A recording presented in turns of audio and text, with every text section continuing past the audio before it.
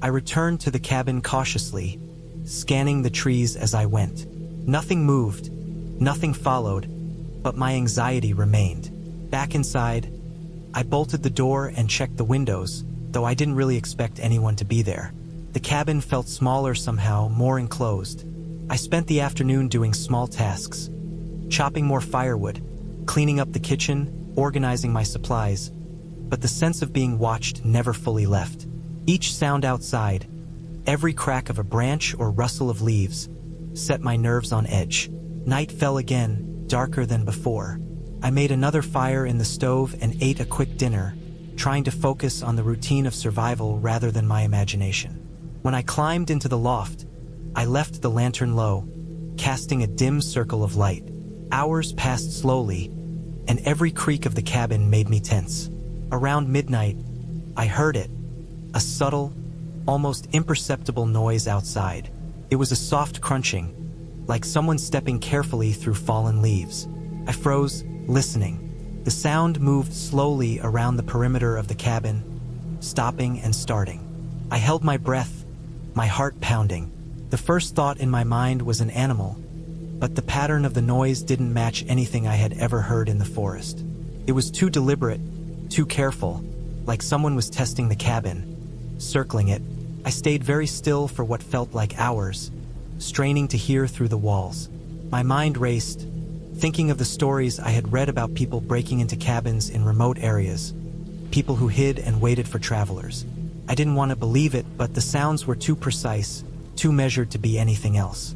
I checked my backpack again, making sure I had my flashlight, a pocket knife, and my phone. Even though I knew service was unreliable here, the thought of leaving the loft in the dark, facing whoever or whatever was out there, made my stomach twist. I waited until the sounds receded slightly, then tried to remain calm. Morning felt like a relief, though the tension in my body remained. I resolved to stay inside for the day, boarding up the lower windows with spare wood I had found in the cabin. I even wedged a chair under the door handle for extra security. The sun was high, and the forest seemed less intimidating in the bright light. I spent hours pacing the cabin, organizing supplies, and rationing food. I had brought more than enough, but I couldn't shake the thought that someone could be out there, observing, waiting for the night to come again. I kept checking the windows, but nothing moved. The forest looked calm, innocent even, but I had learned not to trust appearances. That night, I prepared for the worst. I positioned the lanterns around the cabin, keeping one near the bed. I loaded my backpack with essentials and kept my knife close. Hours passed, the wind howling outside, making the trees sway and scrape against the roof. The sounds of someone or something walking cautiously around the cabin returned. I could hear it now, more clearly, the careful, deliberate steps moving across the dirt and leaves.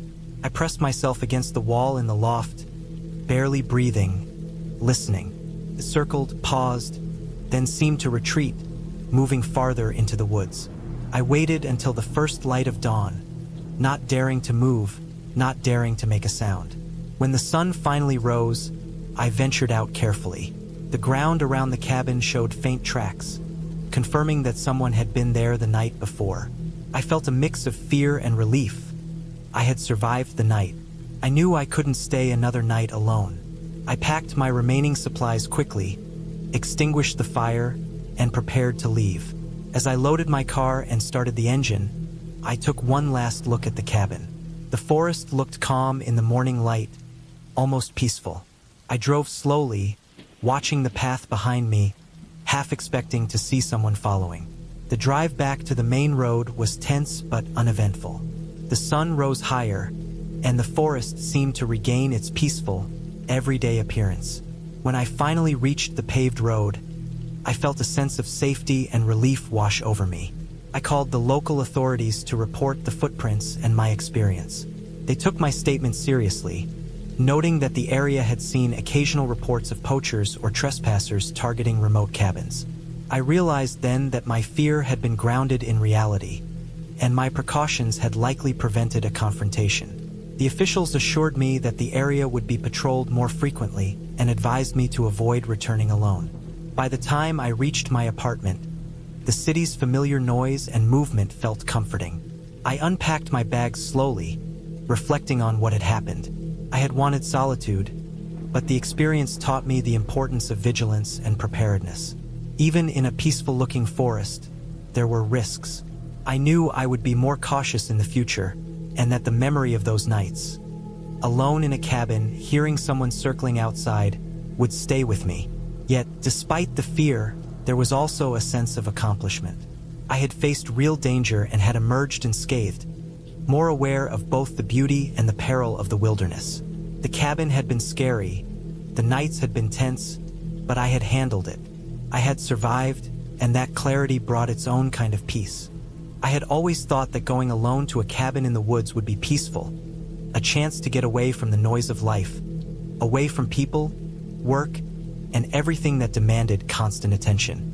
I had chosen a cabin deep in a remote forest, the kind you see in online listings that boast complete privacy, no cell reception, total solitude.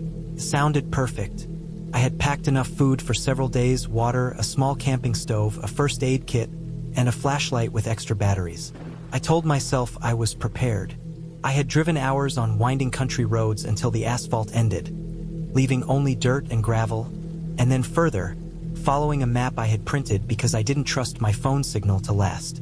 When I finally reached the cabin, the sun was just starting to dip behind the trees, the golden light filtering through the dense forest like a thin curtain. The cabin was small, made of rough-hewn logs with a steep roof, surrounded by thick undergrowth that pressed close to the edges of the clearing it sat in. A thin chimney rose into the sky, but there was no smoke, which I thought meant the place had not been used for a while. The windows were dark and reflective, hiding the interior completely.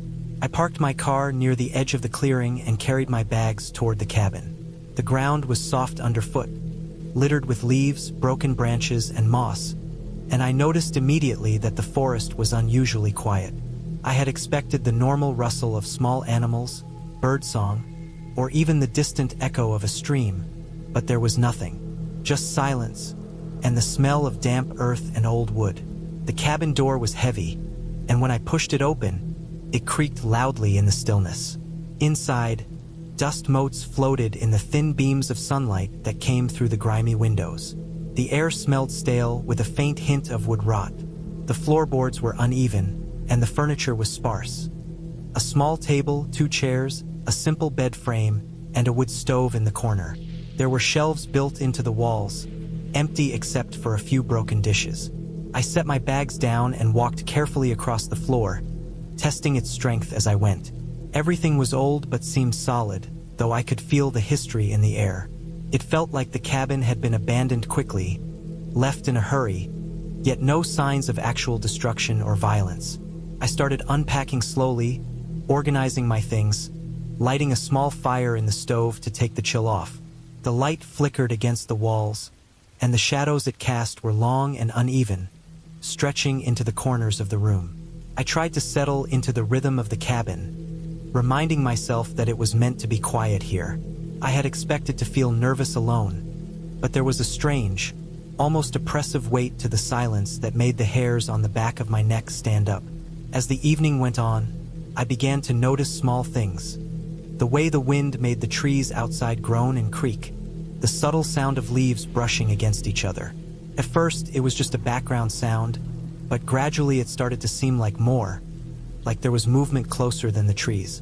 I told myself it was impossible. There should be no one else out here, but the instinct to check the windows was strong. Each time I peered out, all I could see were trees, shadows, and the fading light. Nothing moved. I tried to distract myself by unpacking the food and preparing a small meal on the stove.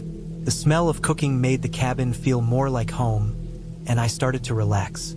The fire was warm, the light soft, and I felt a sense of satisfaction that I had managed to reach the cabin safely. I ate slowly, savoring the quiet, the taste of food, the rhythm of the day winding down. By the time I finished, the sky outside had turned dark blue, the kind of deep, almost black blue that comes just before night fully takes over. I checked my supplies again, made sure the stove was safe, and set up my sleeping area. The bed was just a simple mattress with an old quilt, but it would do. I had my flashlight nearby, and I felt ready for a night alone in the woods. That night, though, was when everything started to feel wrong. The first hours passed uneventfully, the normal creaks and groans of the cabin providing only mild unease. But around midnight, I woke to a faint sound outside the cabin. At first, I thought it was the wind, but it was too deliberate, too steady. A soft scraping, like someone dragging a foot or a branch along the ground. My heart rate shot up. I stayed still, listening.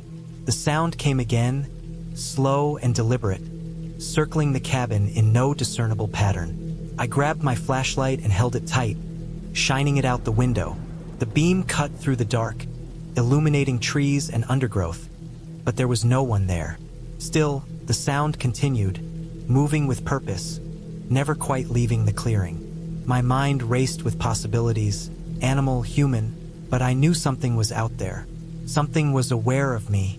I moved to the door quietly, hoping to see more from outside, but as I peered out, I caught the glint of something metallic among the trees. A reflection of light, then gone. Panic rose in me, hot and immediate. I shut the door quickly, locked it, and pressed my back against it, listening. My mind went through every scenario, every possibility, but nothing could fully explain the methodical scraping and shifting outside. The hours passed slowly. I stayed awake, flashlight in hand, listening to the movement outside. I noticed every small sound, the snapping of a twig, the rustle of leaves, the occasional scurry of an animal. But the strange, deliberate noise kept returning, closer each time. Sleep was impossible. The quiet that had seemed peaceful in the day had transformed into a suffocating tension at night. I began to ration my fear like food, trying to keep my mind occupied, reminding myself that I was alone but safe inside the cabin, that I had the stove, the lock on the door, and my instincts.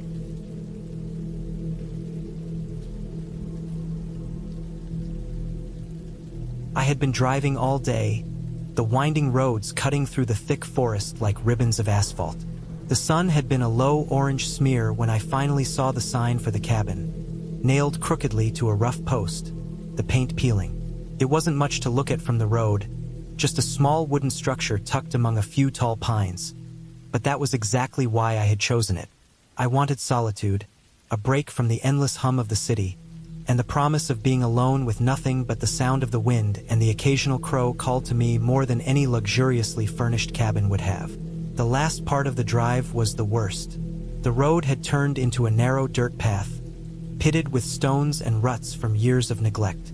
My old car, though reliable, scraped its undercarriage more than once, and I cursed under my breath each time. By the time I reached the cabin, the forest had swallowed most of the daylight. Shadows stretched unnaturally long across the ground, and the wind rustled the pine needles in a way that sounded almost like whispers. I parked near the cabin, the tires crunching on the frost-hardened dirt. The smell of wet earth and pine was strong, sharp, and cold. I stepped out, pulling my jacket tight, and looked at the cabin. Its wooden boards were weathered, some warped, and a few nails had rusted through, leaving small holes. The windows were dark, dirty, and half covered in cobwebs. There was a porch, low and sagging, with a few rotting boards. Despite the decay, it had a certain solidity, a quiet resistance to the forest encroaching on it. I had brought supplies enough for a week: food, water, a small propane stove, blankets, a lantern, extra batteries, a first aid kit, and a pocket knife. I had been meticulous about preparation. Still, something about the silence as I approached made my chest tighten. The kind of silence that presses against your ears and fills the spaces between your thoughts with unease. I forced myself to shake it off, telling myself it was just the forest. It had a way of feeling alive even when no one else was around. Inside, the cabin smelled of damp wood and mildew. Dust hung in the air like a soft haze. The main room was small, with a low ceiling and rough wooden floors. There was a stove in the corner, a small sink, and a shelf with a few old canned goods, all rusted at the edges. I set down my backpack, unpacked, and lit the lantern. Its warm glow made the shadows dance along the walls, creating long, uneven patterns that reminded me of crawling shapes. I told myself it was only the light, nothing more. I spent the first hour unpacking, setting the stove up, stacking firewood, checking that the door and windows were secure. The cabin had one main door with a simple latch and 3 windows. I moved heavy rocks to block any gaps in the floorboards near the windows and pushed a chair against the door, more for peace of mind than actual security. When I finally sat down, the wind had grown stronger, rattling the thin walls of the cabin. It made a hollow, groaning sound, and every so often, a branch would snap against the roof. I felt my pulse in my throat, and I realized I had been holding my breath. The first night was the hardest. I had no electricity, no heat except for the small stove, and the cabin seemed smaller in the dark. Every sound was amplified. A branch scraping against the wall sounded like it was trying to force its way inside. The wind whistled through the gaps in the wood, and the lantern cast shadows that seemed to move even when I didn't. I kept imagining footsteps outside, the brush snapping as if someone was walking just beyond the reach of the light. I told myself I was being paranoid. There was no one for miles, but the tension sat heavily on my chest, making it hard to breathe. I tried to sleep, curling under my blanket, but each sound jerked me awake. I counted hours, checked the door repeatedly, and when I finally dozed off, it was shallow, restless sleep. The next morning, sunlight spilled unevenly through the dirt-streaked windows, and I felt like I had aged 10 years in a night. I reminded myself why I was here. Solitude, peace, a break from everything that had been weighing me down. The following days were uneventful in some ways, but carried an undercurrent of unease that never left. I went on small hikes in the surrounding forest, marking my path carefully. I collected firewood, tended the small stove, cooked simple meals, and kept myself busy. Still, there were moments when I would glance out the window and feel a prickling sensation on the back of my neck, a feeling that I was being watched. I would tell myself it was animals, deer, or maybe foxes, but it never fully explained the sense of presence that clung to the edges of the forest. By the 3rd day, the wind had become relentless. It tore through the trees with a high, mournful cry that vibrated through the cabin walls. I secured every window and door, stacked extra firewood against the walls, and kept the stove lit almost constantly. The isolation was starting to weigh on me. I realized that the real terror wasn't anything supernatural. It was the forest itself, indifferent, vast, and capable of crushing a person under its weight of silence and shadow. On the 4th night, I noticed something different. It started small. The subtle sound of snapping twigs outside, closer than before. I froze, listening. It could have been a deer or the wind, I told myself. But then I heard it again, deliberate, moving around the cabin in a slow, calculated manner. My stomach tightened. I had been cautious, yes, but I hadn't considered the possibility that someone else could find this place. It wasn't a popular cabin. It was miles off the main road, and even a local would have to know it existed. I checked my supplies and my knife, feeling the weight of it in my pocket. The sounds continued intermittently, sometimes far, sometimes right against the walls. I could hear footsteps crunching in the frost, the sound of a boot pressing against a soft patch of dirt. My chest ached, my hands shook, but I knew panicking wouldn't help. I stayed close to the stove, keeping the lantern ready, watching the windows. The night stretched, each hour longer than the last. By the 5th day, I had discovered signs outside the cabin. Footprints, heavy, muddy, leading around the back and disappearing into the trees. I traced them carefully, noting the size, the pattern, and the direction. Whoever or whatever it wasn't moving randomly. They had been circling, observing, testing. The rational part of my brain told me it was probably a hunter or someone curious. But the instinctive, primitive part of me screamed danger. The isolation that had been peaceful now felt like a trap. I spent the day preparing for any possibility. I barricaded the cabin more thoroughly, moved heavy furniture to block entrances, sharpened my knife, and kept a small stack of firewood near the stove for emergency use. I rationed my food, though I hadn't been without supplies. Every noise outside made my heart jump. The wind rattled the windows, branches scratched the walls, and the footprints outside seemed to appear closer, more distinct. I realized that I had been lucky that far. The forest was not forgiving, and anyone entering it without experience could easily get lost or hurt. Night 5 was the longest. I stayed awake almost entirely, listening, waiting. The footsteps came again, slower this time, deliberate.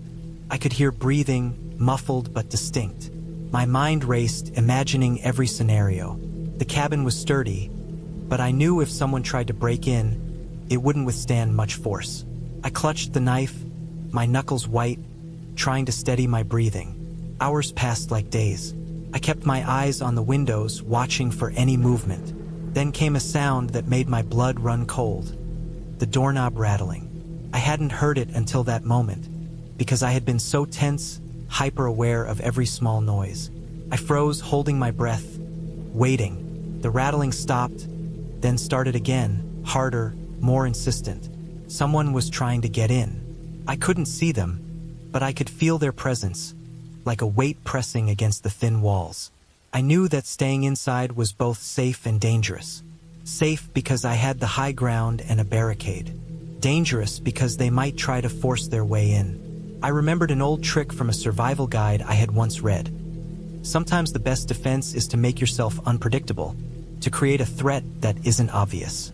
I grabbed my knife, my heart hammering, and opened the back window silently, crawling onto the roof of the porch.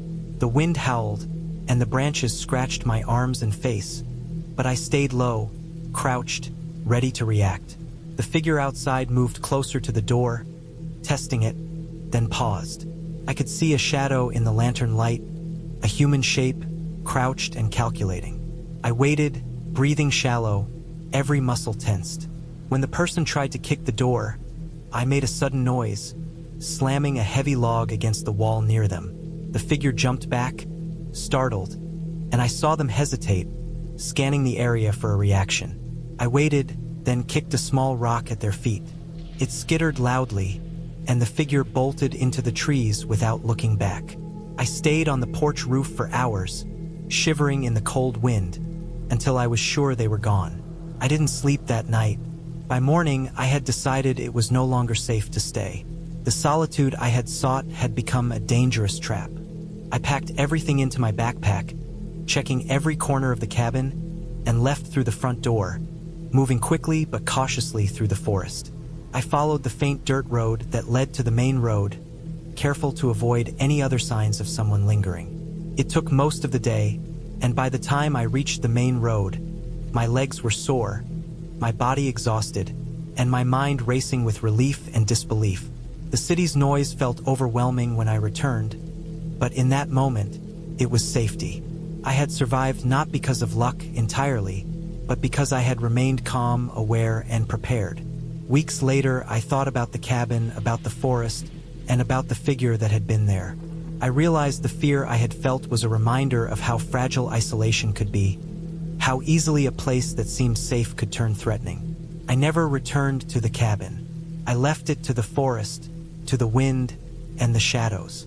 But the memory of that week stayed with me, a sharp lesson in vigilance, preparation, and respect for both the wilderness and the unknown. I never forgot the smell of the damp wood, the sound of the wind through the trees, or the way the forest could hold you in silence, testing your patience, your courage, and your resolve.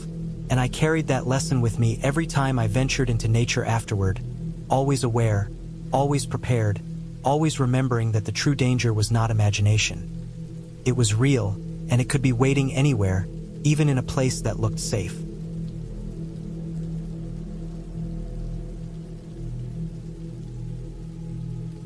By the time morning came, I was exhausted, but I forced myself to look outside. The sun was low, streaming through the trees, and for the first time, I could see clear tracks around the cabin. Footprints, large, uneven, not human. My stomach turned. I had expected wild animals, but these prints were too precise, too calculated. They showed movement around the cabin in a deliberate pattern, circling, testing, waiting. I felt a creeping understanding. Someone, or something, had been here while I slept. I spent the next day preparing, fortifying the cabin as best I could.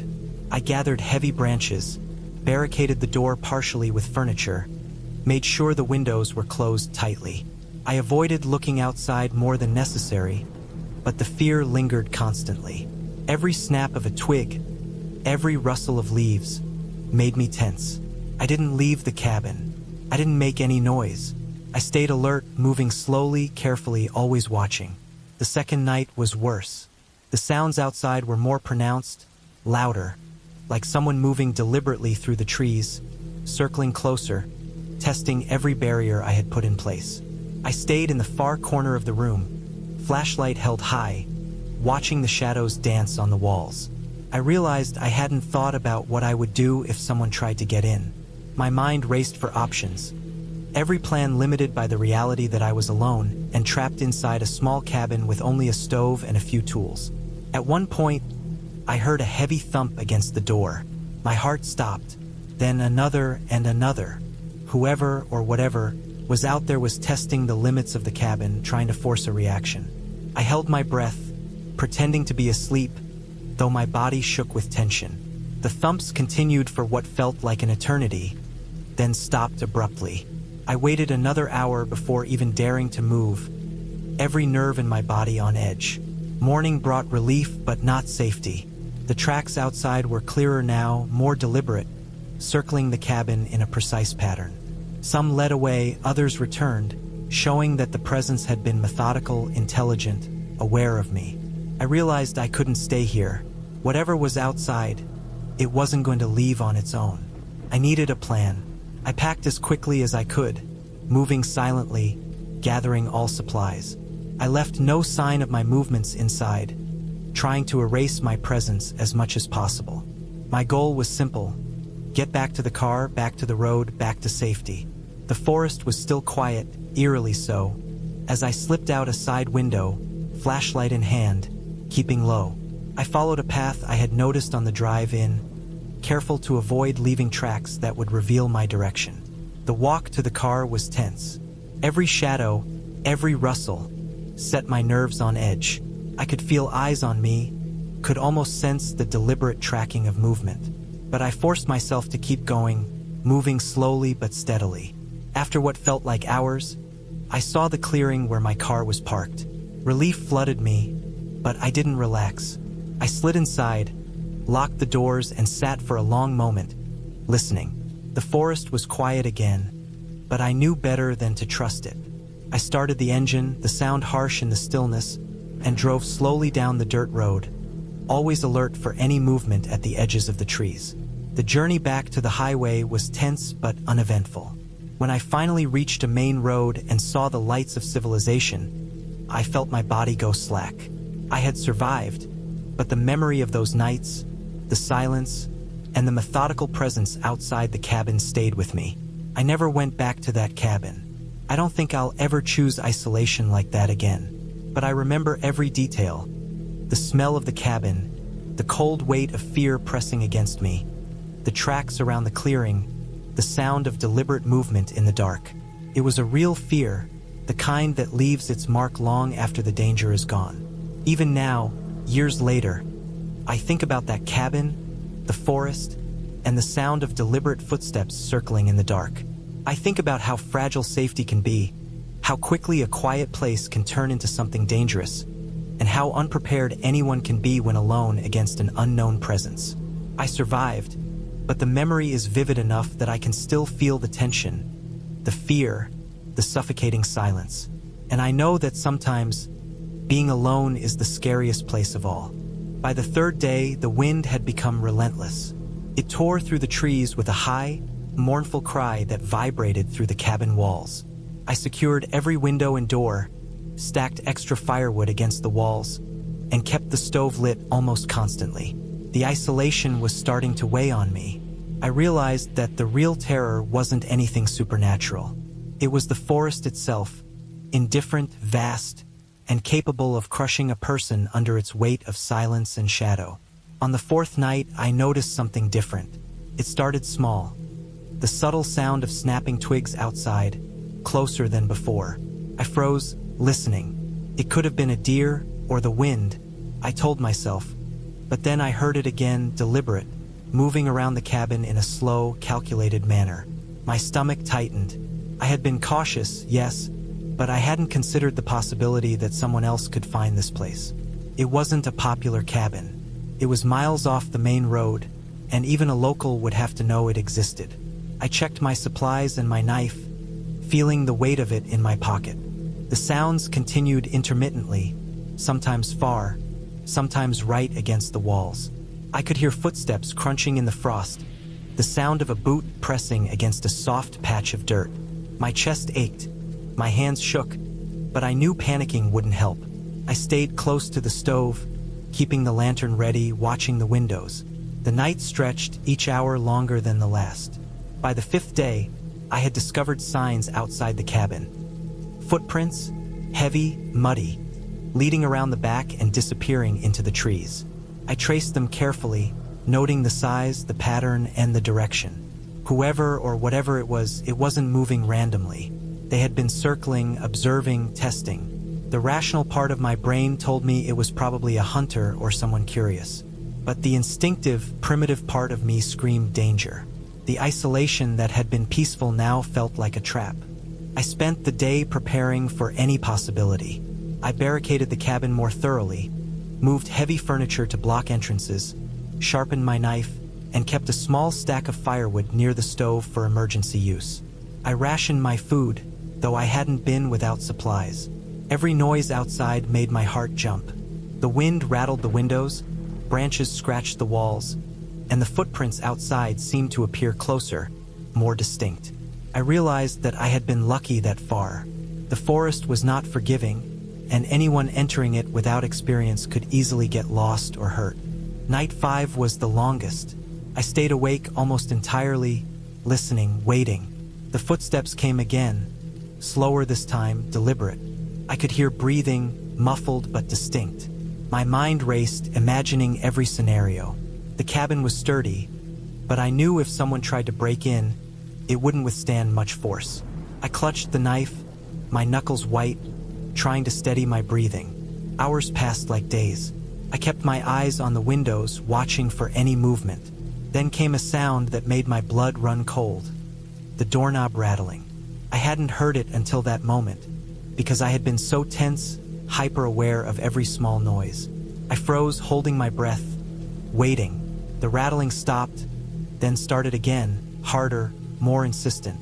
Someone was trying to get in. I couldn't see them, but I could feel their presence, like a weight pressing against the thin walls. I knew that staying inside was both safe and dangerous. Safe because I had the high ground and a barricade. Dangerous because they might try to force their way in. I remembered an old trick from a survival guide I had once read. Sometimes the best defense is to make yourself unpredictable, to create a threat that isn't obvious. I grabbed my knife, my heart hammering, and opened the back window silently, crawling onto the roof of the porch. The wind howled, and the branches scratched my arms and face, but I stayed low, crouched, ready to react. The figure outside moved closer to the door, testing it, then paused. I could see a shadow in the lantern light, a human shape, crouched and calculating. I waited, breathing shallow, every muscle tensed.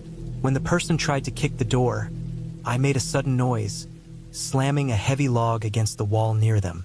The figure jumped back, startled, and I saw them hesitate, scanning the area for a reaction.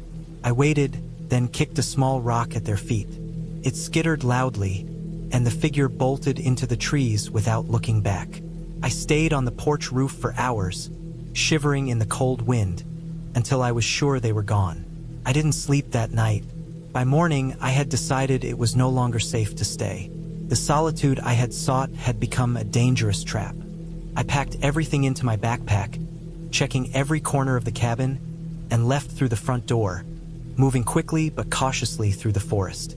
I followed the faint dirt road that led to the main road, careful to avoid any other signs of someone lingering. It took most of the day, and by the time I reached the main road, my legs were sore, my body exhausted, and my mind racing with relief and disbelief. The city's noise felt overwhelming when I returned, but in that moment, it was safety. I had survived not because of luck entirely, but because I had remained calm, aware, and prepared. Weeks later, I thought about the cabin, about the forest, and about the figure that had been there. I realized the fear I had felt was a reminder of how fragile isolation could be, how easily a place that seemed safe could turn threatening. I never returned to the cabin. I left it to the forest, to the wind, and the shadows. But the memory of that week stayed with me, a sharp lesson in vigilance, preparation, and respect for both the wilderness and the unknown.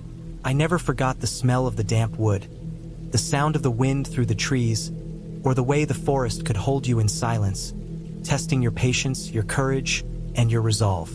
And I carried that lesson with me every time I ventured into nature afterward, always aware, always prepared, always remembering that the true danger was not imagination. It was real, and it could be waiting anywhere, even in a place that looked safe.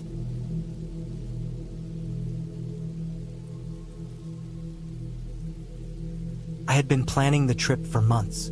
A small cabin in the woods, far from the roads, tucked into a secluded part of the mountains, seemed like the perfect escape from the constant noise and demands of everyday life.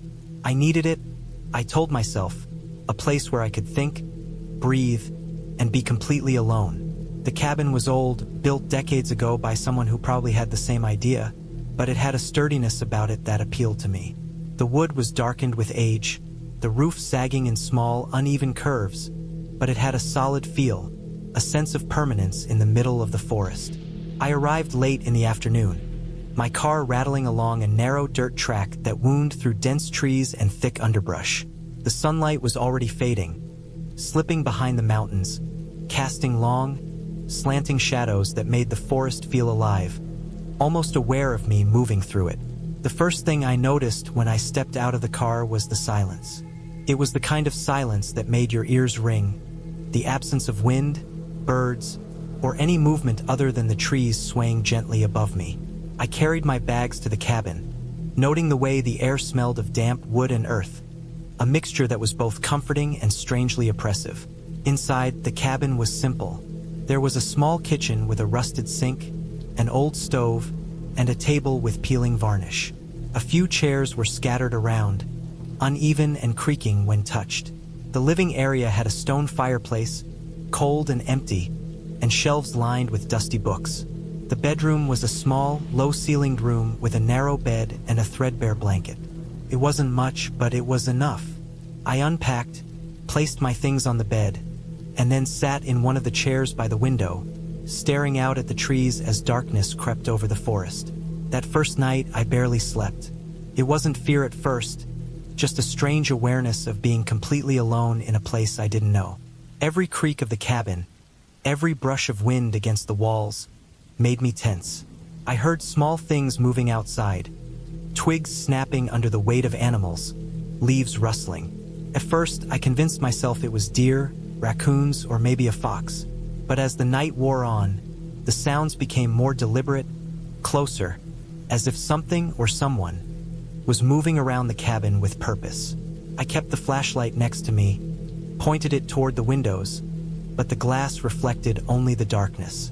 Hours passed slowly, each minute stretching longer than the last, until finally, I fell asleep from exhaustion. I woke at first light, the forest now muted under a gray, overcast sky. I went outside to stretch, trying to shake the uneasy feeling from the night before. The morning was quiet, almost serene, with fog clinging to the trees and the earth damp beneath my feet. I gathered firewood for later, moving carefully so as not to make too much noise. It was then I noticed the footprints. They were fresh, just outside the cabin door, leading into the trees. I froze, staring at them. At first, I thought I had imagined it, but no, the prints were clear. Not animal prints, human. They were small, like a woman's or a teenage boy's, careful and deliberate, heading toward the woods. My heart raced. Who else could be here? There was no other car on the road, no signs of other visitors. And yet, someone had been at my cabin while I slept. The day passed slowly. I stayed near the cabin, moving in and out, trying to keep busy. I explored the immediate area but found nothing. No one. No abandoned campsite or evidence of someone living nearby. Yet every time I looked at the trees, I felt it. The sense of being watched, of shadows moving just beyond the edge of my vision. That night, I kept the doors locked and the windows closed, sitting in the center of the cabin with my back to the wall. I tried to convince myself that the tracks were old, left by someone hiking days ago, that my imagination was exaggerating, but the unease never left me. Every snapping branch, every scurrying animal sounded deliberate, like the forest itself was conspiring to unsettle me. By the third day, I had settled into a careful routine. I didn't go far from the cabin, just a short walk down the dirt track and a little way into the trees. I made sure to carry a long knife I found in the cabin and a heavy flashlight. The footprints returned, or maybe they had never stopped. Each morning, they were there, sometimes circling the cabin, sometimes leading away and back again. Whoever it was, they were patient, methodical. I started leaving signs, small things like piles of stones or sticks arranged in patterns, to see if they would be disturbed. They were always within hours. It wasn't random. They were watching, learning, testing me. Fear began to eat at me, not in the wild, cinematic way you read about, but slow, suffocating, insidious. Sleep became impossible. Every rustle, every crack, every small sound made me jump, my mind running through every possible scenario, every potential danger. On the fourth night, it happened. I had just finished preparing a small dinner and was sitting in the dim light of the cabin when I heard it. The door handle rattling. My heart slammed in my chest. I had locked it. I stood, knife in hand, flashlight ready, and listened. The sound stopped. Then, footsteps, heavy, deliberate, moving around the perimeter of the cabin. My stomach turned over, fear clawing at me. I stayed still, trying to control my breathing, watching shadows move across the walls from the flashlight I had set near the window. The footsteps paused, and then, slow scratching, like fingernails on wood, against the outside wall of the cabin. I realized then that this wasn't a random trespasser. This was someone who had been here before, who had watched me, studied me, learned the layout of the cabin, and now was testing me. My hands shook as I gripped the knife, the flashlight beam shaking as it cast long, quivering shadows into the forest beyond. I stayed like that for what felt like hours, frozen in place, until the first light of dawn finally filtered through the trees. The scratching stopped, the footsteps faded, and silence returned. I didn't sleep that day, instead pacing, checking the locks on every door and window, barricading where I could with chairs and furniture. I knew leaving wasn't an option, not yet. The dirt road was narrow, winding, and if someone was watching, they would see me the moment I tried to drive away. I stayed inside, eyes glued to the windows, waiting, listening. By nightfall, I had fortified every entrance as best I could. I even checked the roof for access points, anything that might allow someone to climb inside. My fear was constant now, a living thing pressing against me, but it had sharpened my awareness, my instincts. I could hear the faintest shift of branches, the tiniest crunch of leaves. I was ready as I could be. The fifth day, I noticed something different. The footprints led to a tree near the back of the cabin, and there, carved into the bark, was a symbol. Not a ghostly mark, not some supernatural sign, but deliberate, human, threatening. A triangle, simple but unmistakable. I realized then that whoever had been circling the cabin wasn't just trespassing. They were sending a message. I had no idea what it meant, but it was enough to confirm my fear. They were close enough to reach me if I made a mistake. I decided to change my strategy. I would wait until nightfall, then make a break for it, drive as fast as I could down the road, and never return. I couldn't wait them out. The risk was too high. That night, I packed everything, small bags I could carry, water, food, the knife, flashlight, extra batteries. I kept the cabin as dark as possible, sitting near the door, waiting, listening. When the night finally came, it was cold, damp, and still. I could hear my own heartbeat in my ears as I crept to the door. The handle rattled again, faintly, then stopped. I took a deep breath, unlocked it slowly, and stepped outside. The forest was pitch dark, shadows pressing in, and I could hear movement, subtle, just beyond the reach of the light. I ran, clutching my bag and flashlight, down the narrow dirt road, eyes darting left and right. Branches whipped against me, dirt in my face, but I didn't stop. My car was waiting, engine cold, headlights off. I jumped inside, slammed the door, and locked it. My hands were shaking as I started the car, the headlights cutting a path through the dark. I glanced in the rearview mirror. For a moment, I thought I saw a figure standing at the edge of the trees, but then it was gone. I didn't look back again. The engine roared to life, and I sped down the dirt track, twisting through the turns, my heart hammering, adrenaline keeping me from exhaustion. Hours later, I reached a main road, the kind with other cars, streetlights, and people moving through the night. Relief hit me like a wave. I pulled into a gas station, called the police, and explained what had happened. They came, took statements, and searched the area, but found no one.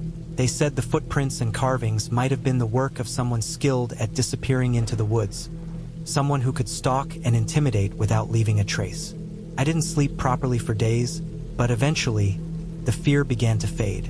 I never went back to that cabin. I sold the property to someone else and never spoke of it again. But the memory stayed. The quiet, the shadows, the sense of being watched. I learned something important that trip. The forest, for all its beauty, can hide real danger. Real danger doesn't need ghosts or monsters. Can be human, patient, and terrifyingly close.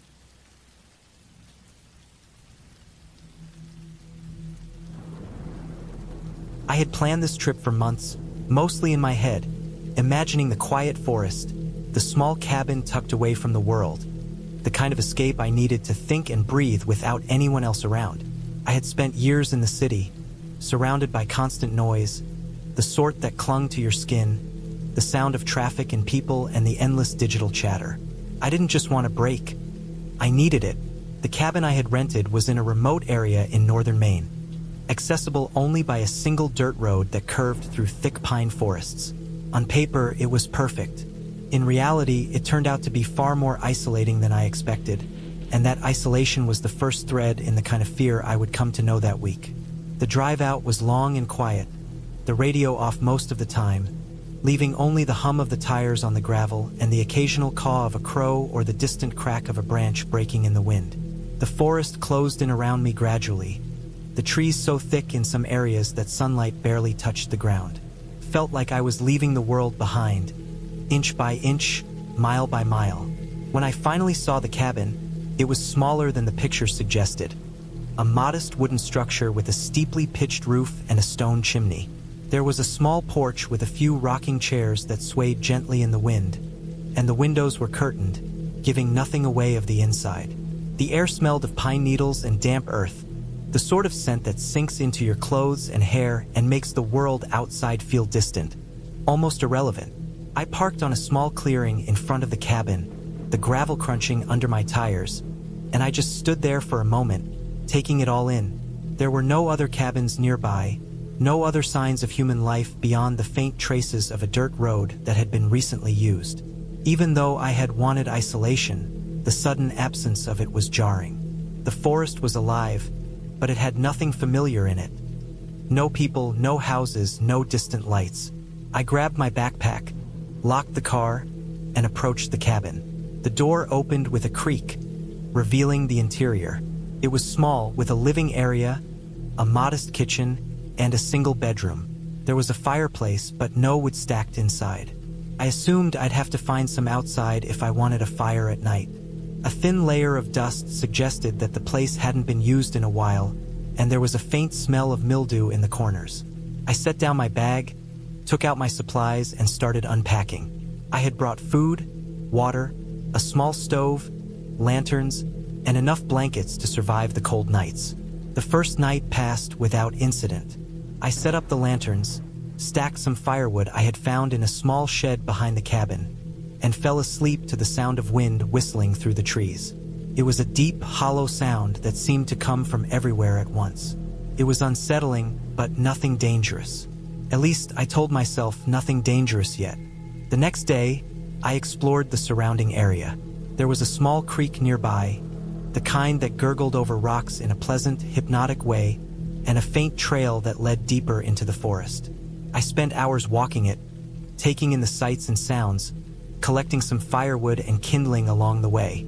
The forest was dense and the undergrowth thick, but I felt safe as long as I stayed near the cabin. As the sun began to drop behind the trees, I turned back, retracing my steps until the cabin was visible through the thinning trees. The first unsettling moment came the second night. I had just gotten the fire going, the flames dancing against the walls, casting shadows that moved in strange ways. I was about to sit down with a book when I heard a faint noise outside. At first, I thought it was just the wind, branches scraping against the cabin, leaves rustling. But then I heard it again. A soft, deliberate crunch of something heavy on gravel. My heart picked up. I froze, listening. It stopped. I strained my eyes, trying to see beyond the glow of the fire, into the darkness outside. Nothing. I told myself it was an animal. There were deer and foxes in these woods, maybe even a bear. But the sound had been too measured, too precise to be a normal animal. Still, I tried to convince myself I was overreacting. The following day, I noticed something odd. When I went to the creek, I saw footprints in the mud. They were human, adult-sized, not too large, and they led along the creek, then disappeared into the trees. I hadn't seen anyone else on the trail, and there were no roads nearby. My stomach twisted. Whoever had been here had come from deep within the forest, and I had no way of knowing if they were still around. I went back to the cabin quickly, trying to focus on the mundane. Cooking, stacking firewood, checking my supplies, but the thought lingered. Night fell again, colder this time, the wind harsher. I lit the fire and sat near it, keeping my lanterns close. Around midnight, I heard it again. Footsteps, slow, deliberate, moving around the cabin. I didn't dare look outside. My hands shook as I held a kitchen knife, convincing myself that if someone tried to break in, I could defend myself. The sounds moved around the perimeter, then stopped. For a long time, there was silence. Then, a faint tapping at the window. I froze, heart pounding, listening. Nothing followed, just silence. Sleep was impossible. I stayed awake until dawn, watching the forest, straining to hear any sound, trying to convince myself I had imagined it. But in the morning, I noticed a new set of footprints in the snow around the cabin. Someone had been there in the night. They were closer than the creek, closer than the trees I had walked near the previous day. I spent the next day preparing. I set up traps around the cabin, small ones to alert me if anyone approached. I barricaded the doors as best I could and kept a constant watch. Every sound made my stomach tighten. Branches snapping, leaves rustling, even birds moving through the trees. By evening, I had barely eaten. My nerves were frayed, my body tense. I felt trapped, and the isolation I had craved now felt suffocating. The third night, the intruder came closer. I woke to a scraping sound at the back door. My heart leapt into my throat. I crept toward the door, knife in hand, and peered through a small window. A shadow moved just outside, crouched low, watching the cabin. I held my breath, willing it to go away. It stayed. Long minutes passed. Then, slowly, it moved away, fading into the darkness. The next morning, I discovered damage to the cabin. A window had been pried open, the frame splintered. Nothing had been stolen, but the message was clear. I was not alone, and I was being watched. My stomach churned as I realized I had underestimated the danger. This wasn't an animal. This was a human, someone capable of approaching silently, observing, and then retreating without a sound. I called the local ranger station on my satellite phone, trying to explain the situation, but there was little they could do. They warned me to leave immediately if possible, but the road was snowed in from the latest storm. I was trapped, and that realization hit me harder than anything else. I spent the next 2 days in a haze of fear and planning. I checked the perimeter constantly, moved my firewood and supplies into the cabin, and tried to fortify the doors and windows. Every night, the intruder came closer, sometimes circling the cabin, sometimes tapping on the walls, always disappearing before I could confront them. I learned to sleep in short bursts, never more than an hour at a time, always with the knife within reach. On the fourth night, I had a breakthrough. I noticed that the intruder had left small markers, broken branches, shifted stones, patterns I hadn't noticed before. It wasn't random. They were mapping the cabin, learning its weaknesses. I realized I needed to change my strategy. I cleared the immediate area of cover, moved my supplies inside, and set up a perimeter of noise, cans tied to strings, sticks balanced to fall. If someone approached, the noise would alert me. Night came, and this time I was ready. Around midnight, I heard the crunch of footsteps again, the soft, deliberate movements through the cleared brush. I held my breath, knife in hand, waiting. Then the noise of the cans tipping, a stick snapping. I lunged out of the cabin with the knife, heart hammering. The intruder froze, just beyond the edge of the light from the fire. I could see the shape clearly now. A man, thin, wearing dark clothing, face obscured by a hood. He hesitated, then ran. I chased him as far as I dared, but the forest was thick, and I had no knowledge of the terrain. He vanished. I returned to the cabin, shaken but alive. I spent the rest of the night awake, listening for any sound, but he didn't return. The storm passed the next day, clearing the road enough for me to leave. I packed everything quickly, my hands shaking, my mind still on edge. The drive back was tense. Every rustle of trees, every passing car, I flinched.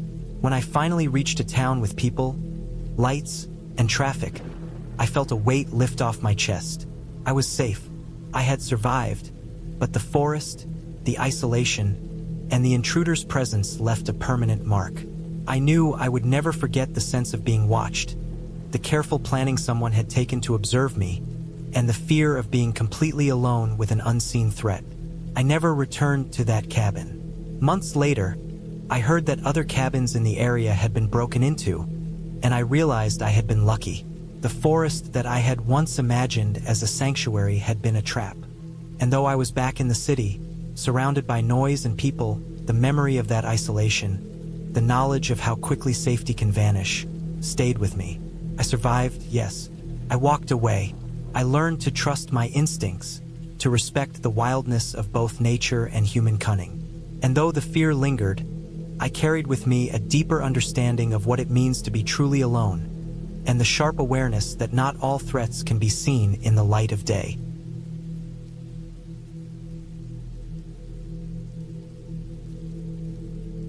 I had been planning the cabin trip for months, mapping out every detail, packing every item I thought I might need, from food to first aid to survival tools.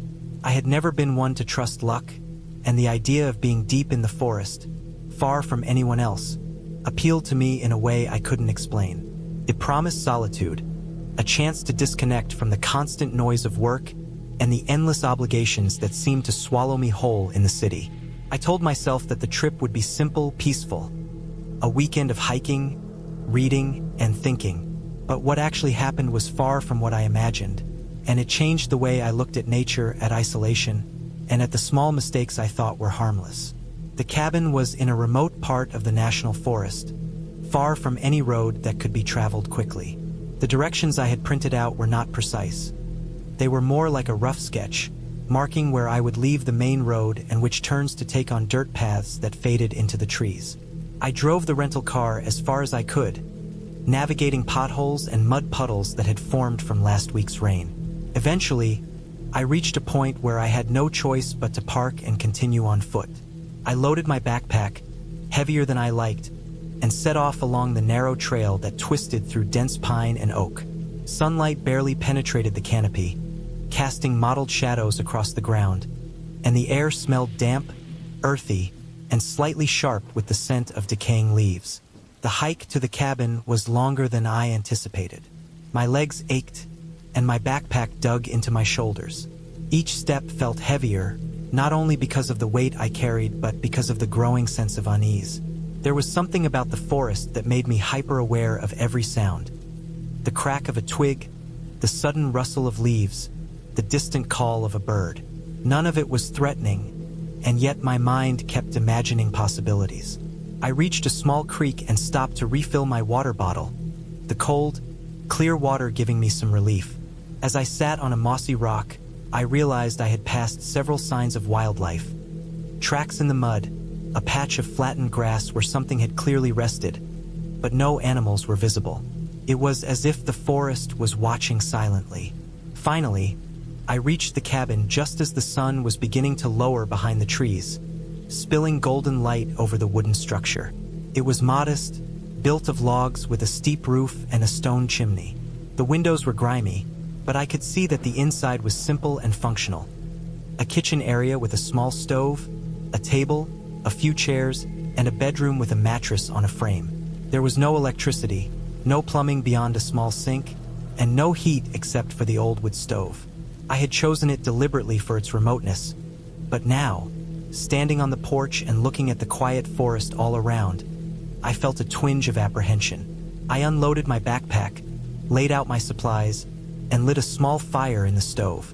The warmth was comforting, but the silence of the forest pressed in on me. I ate a simple dinner, boiled pasta with canned vegetables, and watched the shadows in the corners of the cabin stretch as the sun disappeared. When darkness fully fell, the forest seemed to breathe around me. The sound of wind moving through the trees, the occasional snap of a branch, and the distant call of an animal were sharp against the stillness. I tried to convince myself it was peaceful, but the truth was that I felt alone in a way I hadn't expected. The first night was restless. Every little noise startled me. I heard what I thought was someone walking outside, crunching leaves underfoot, but when I pressed my ear to the window, there was nothing. I checked the door locks multiple times and sat by the stove, my eyes adjusting to the dim glow of embers, listening to the forest. Sleep finally came, fitful and shallow, and I woke several times to sounds that made my heart pound. A branch breaking, leaves scraping against the cabin walls, the distant low growl of some unknown animal. The next day, I set out to explore the area. There were trails marked faintly by rocks or broken branches, but many of them were overgrown. The terrain was rough, the ground uneven, and the forest dense. I came across a small abandoned hunting blind that had been left to rot, and I noted the presence of old animal traps, rusted and dangerous. I marked my path carefully, leaving small piles of rocks as guides, and kept a knife strapped to my belt. I felt safe enough during the daylight, but I couldn't shake the idea that the forest itself was vast and indifferent, with potential threats lurking just beyond sight. On the second night, the unease escalated. The wind picked up, rattling the cabin walls.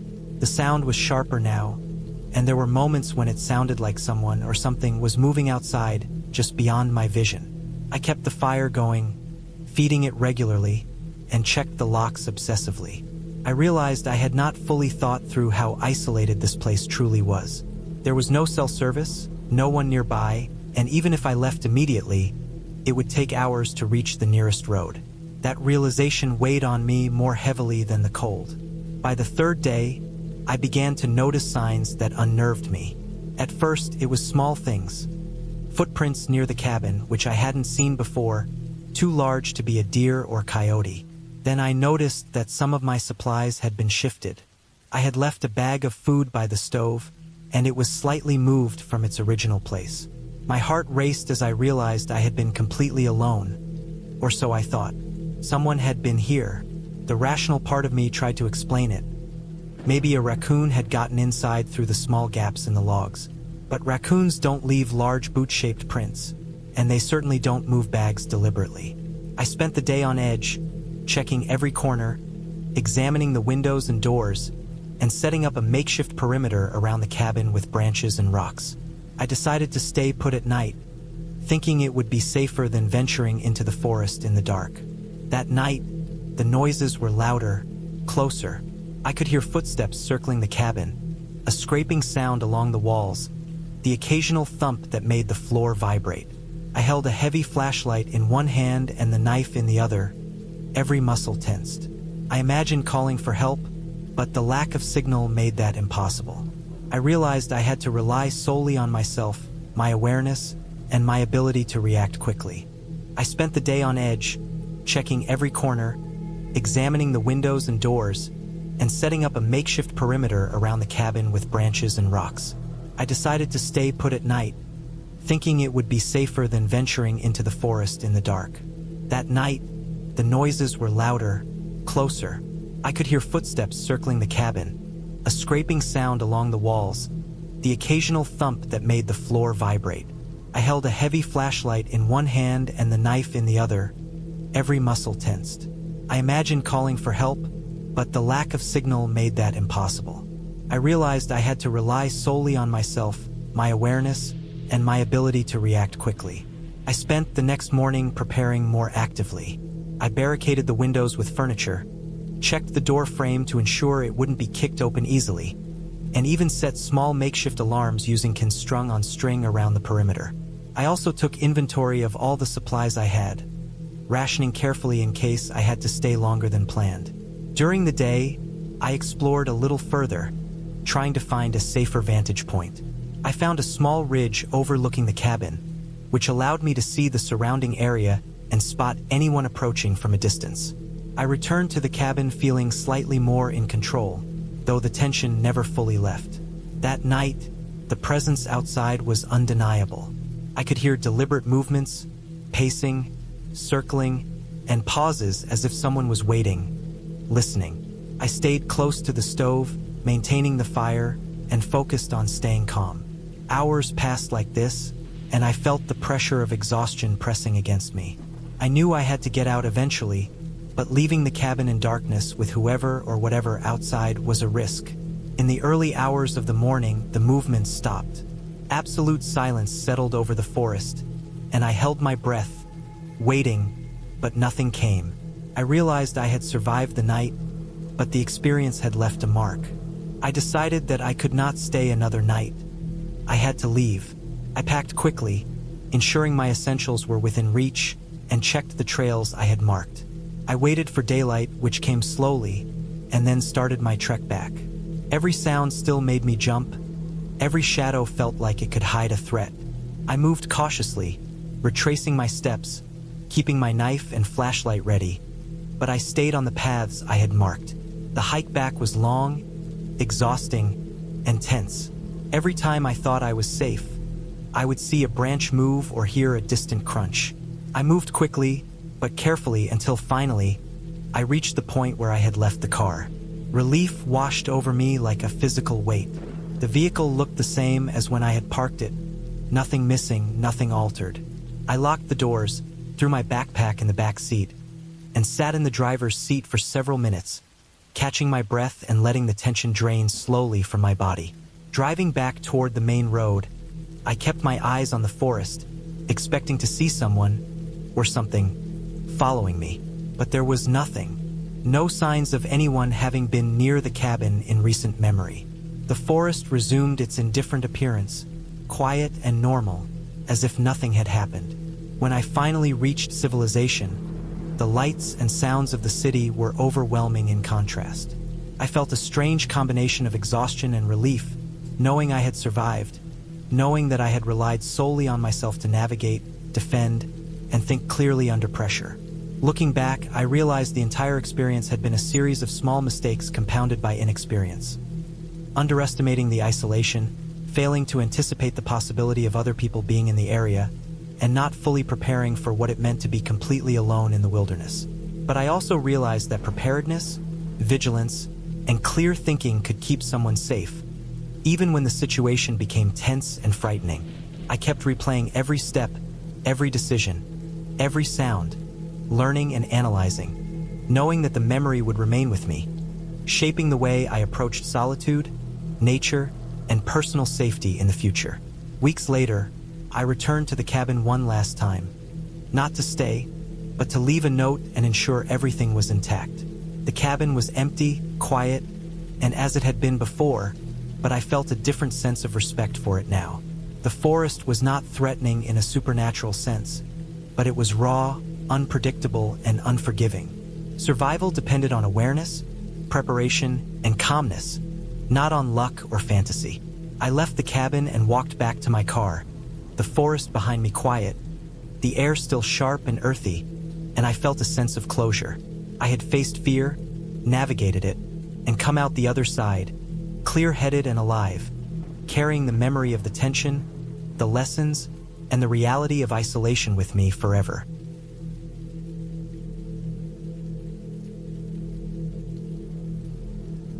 I had been looking forward to the trip for weeks. My plan was simple. Leave the city behind for a few days, escape into the quiet wilderness, and spend some time alone in the cabin I had rented deep in the woods. It wasn't a luxury cabin. It was small, old, and a little rundown, but that was part of its appeal. I wanted isolation, not comfort. The brochure promised a remote cabin with no neighbors for miles, a chance to disconnect completely from everything, and a thick forest surrounding it to make me feel like I was the only person in the world. I thought it would be peaceful. I thought it would be safe. The drive itself was uneventful, but it stretched longer than I expected. The paved roads turned into gravel and eventually faded into a narrow dirt path that twisted through thick pine forests. By the time I reached the cabin, the sun was low in the sky, and the air was already growing chilly. The cabin sat in a small clearing, a little hidden by the dense trees on all sides. Its exterior was old but sturdy, built of rough wood with a sloping roof. I parked my car on a patch of grass beside it, noting how quiet everything was. No birds, no rustling animals, no distant sounds of traffic, just silence. Inside, the cabin was sparse but livable. A small wood stove dominated the main room, a table with 2 chairs sat near the window, and there was a narrow loft for sleeping. The kitchen had basic supplies, a small fridge, and a single burner stove. Everything smelled faintly of damp wood, but it was not unpleasant. I unpacked my bags, stacked firewood neatly by the stove, and lit a small fire to take the chill off. The warmth made the place feel a little less like a forest hideaway and more like a home. As the sun disappeared completely behind the trees, the darkness outside deepened. The forest around the cabin became a wall of blackness, and I realized just how alone I was. That feeling of being completely cut off from the world is hard to describe, but it comes with a strange mix of freedom and tension. There was no one around for miles. My phone had patchy service, and I doubted I would have any signal deeper in the woods. First, it was exhilarating. I made a simple dinner, ate quietly, and then sat by the fire. Outside, the wind moved through the trees, making a soft, constant creaking sound. It wasn't long before I noticed the first signs that something was off. At first, it was subtle. A branch tapping against the window, a shadow moving too quickly between the trees. I tried to rationalize it. The forest is full of animals, and it was probably nothing. But then the sound came, footsteps, outside, crunching through the underbrush, slow, deliberate, coming closer.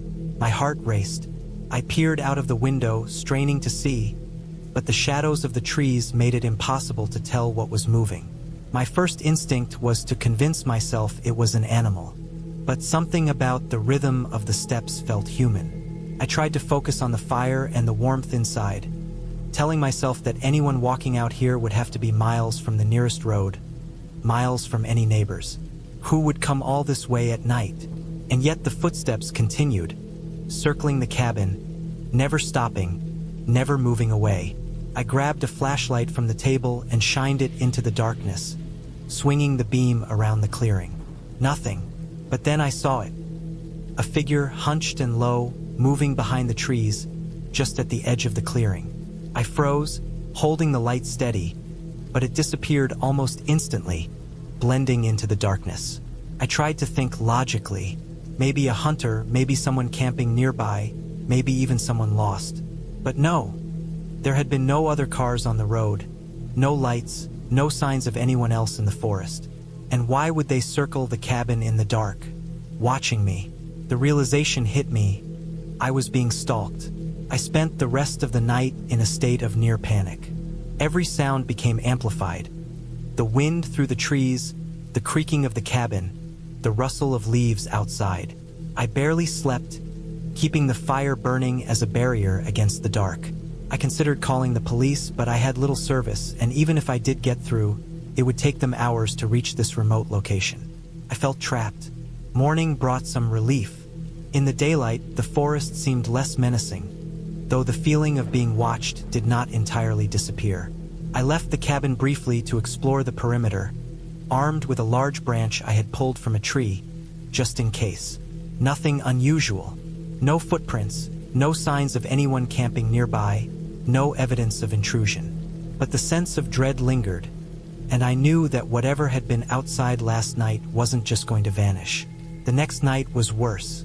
The footsteps returned, slower this time, deliberate, as if whoever was out there knew I was awake and was toying with me. I stayed inside, barricading the doors as best I could, sitting close to the stove, trying to stay warm and keep my mind focused. Every few minutes, I would hear a soft scrape against the cabin walls, and I would freeze, heart racing, staring at the windows. There was no rational explanation, and every logical thought I tried to hold onto crumbled under the weight of fear. I spent the next day preparing. I reinforced the doors and windows with whatever I could find: firewood, furniture, even the heavy metal cooking pot. I scouted the area around the cabin more thoroughly, looking for signs of entry or hiding places. The forest was thick, and there were so many shadows that anything could be concealed. I tried to stay calm, but every shadow, every flicker of movement, kept me on edge. Night fell again, and the footsteps returned. They were closer this time, circling the cabin repeatedly, sometimes stopping, sometimes scraping against the walls. I stayed as silent as possible, trying not to make any noise that would give away my position inside the cabin. Hours passed like this. At one point, I dared to peek through a small crack in the window. I caught a glimpse of movement, tall, thin, wearing dark clothes, gliding between the trees without a sound. I froze, unable to breathe, unable to look away. My mind raced. Who was this? What did they want? Then I saw it.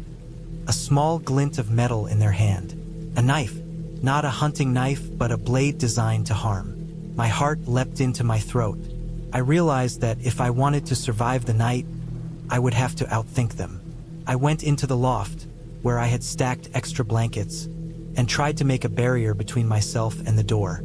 I kept the stove going as a light source, though I knew it would only help me see a little of the interior. The figures circled the cabin for hours. At some point, I thought they were gone, only to hear a loud thump against the side wall. I held my breath as it dragged along the cabin, scraping and thudding. I could hear the sound of the knife being tapped against the wood, testing the strength of the structure. Panic surged through me, but I forced myself to stay calm. Any sudden movement, any sound I made, could give away my position. Finally, just before dawn, the footsteps and scraping stopped. Exhausted, shaking, and completely drained, I stayed in the loft, listening to the forest slowly wake around me. I didn't sleep, but I survived the night. In the light of morning, I dared to step outside. The clearing was empty. There were faint footprints near the edge of the trees, but they disappeared into the forest. No other signs of activity, no indication of who had been there. I decided I couldn't stay another night. I packed my things quickly, keeping my eyes on the trees, listening for any sound. The drive back was tense, every rustle of leaves or snap of a twig making me flinch. I didn't stop until I reached the first paved road, where I could finally relax slightly, the city noise filling my ears. I never returned to that cabin. I reported the incident to the local authorities, though they were skeptical. There were no reports of other hikers or campers nearby, and no evidence to go on beyond the faint footprints. I later learned that remote cabins like that were often targeted by people who sought isolated victims. I had been lucky or maybe cautious enough to survive. In the months afterward, I took every precaution when planning trips. I researched areas, learned survival skills, and made sure I wasn't alone in truly isolated spots. The fear never fully went away, but it became a tool, a reminder of how careful one must be in the wilderness. The forest is beautiful, but it is also indifferent, and people are unpredictable. I still think about that night sometimes, especially when I hear the faintest sound behind me or when I walk alone in the woods. I remember the way the figure moved silently, methodically, and the way every second felt stretched into hours. But I also remember the relief of escaping, the clarity that came with morning, and the decision to never take safety for granted again. I survived because I stayed calm, stayed aware, and made use of every bit of my surroundings. That night taught me a lesson I will never forget. The wilderness can be peaceful, but it can also hide dangers that are very real. and survival often comes down to patience, awareness, and the ability to act without panic.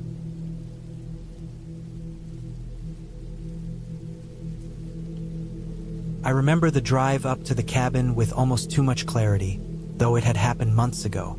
The road itself was already setting the tone, winding and narrow, cutting through thick pine forests that seemed to close in from both sides as I drove. My old sedan groaned under the strain of the uphill curves, tires crunching against gravel, echoing through the empty valley. The sky had been a dull gray all day, and by the time I turned off the main road onto a rutted dirt path, clouds had thickened overhead, the kind of clouds that promised rain but gave only the persistent threat of it. It was early afternoon, but the forest made it feel like late evening. I remember gripping the steering wheel tighter than I needed, feeling the cold sweat on my palms, not from fear but from the constant tension that comes from being utterly alone in a place you don't know. The cabin itself was almost hidden, tucked into a shallow hollow, a small clearing surrounded by dense pine and fir trees. I had rented it for a week, a place far from the city, far from everything.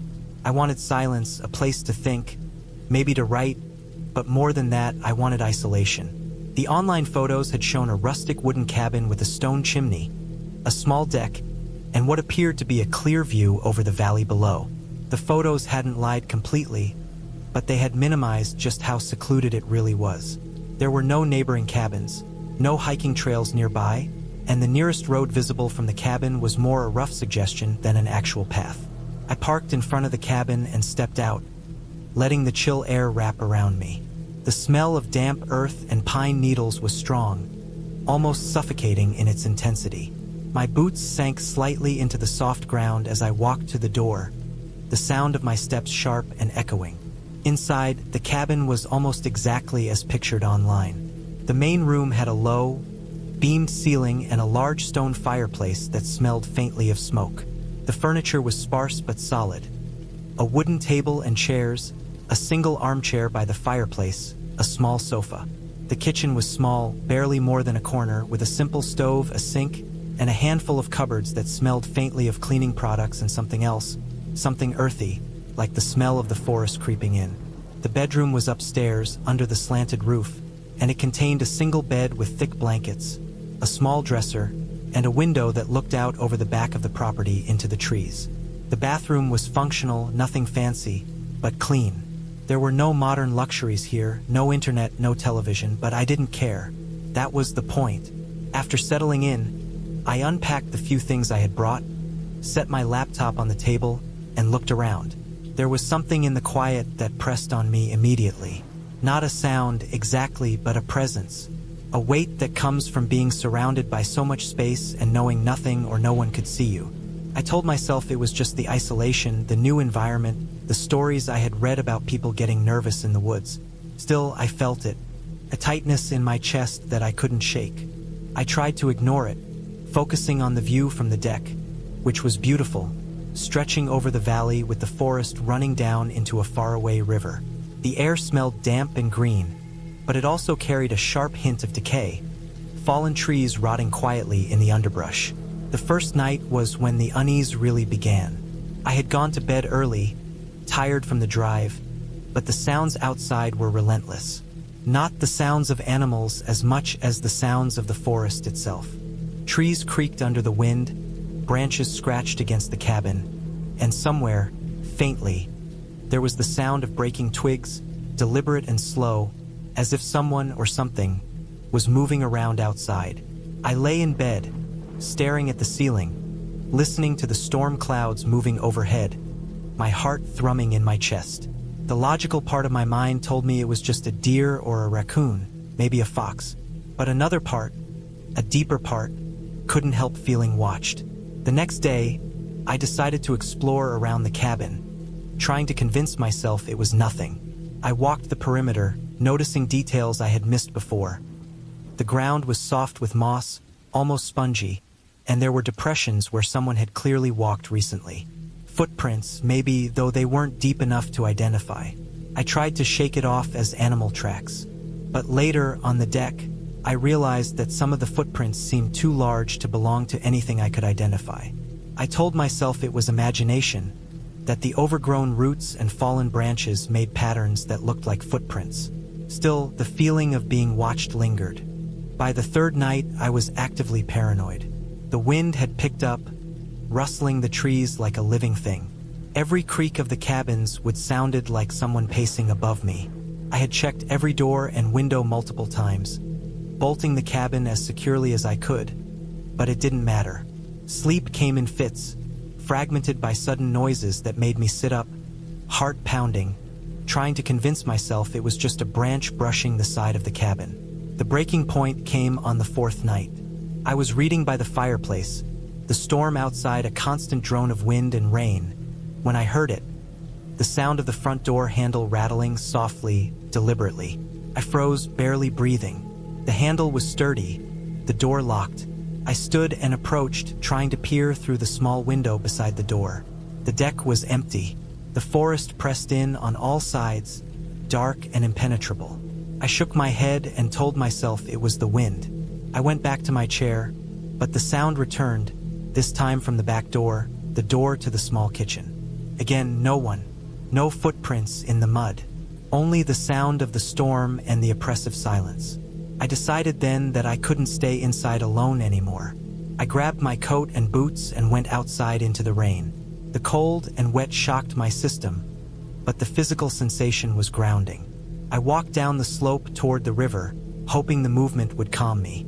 The rain had created small streams in the ground, making the forest floor slippery, and I had to be careful with each step. As I walked, I noticed the forest around me seemed almost too quiet. No birds, no insects, nothing but the sound of my own footsteps and the rain. That quiet, more than the storm, was what unnerved me.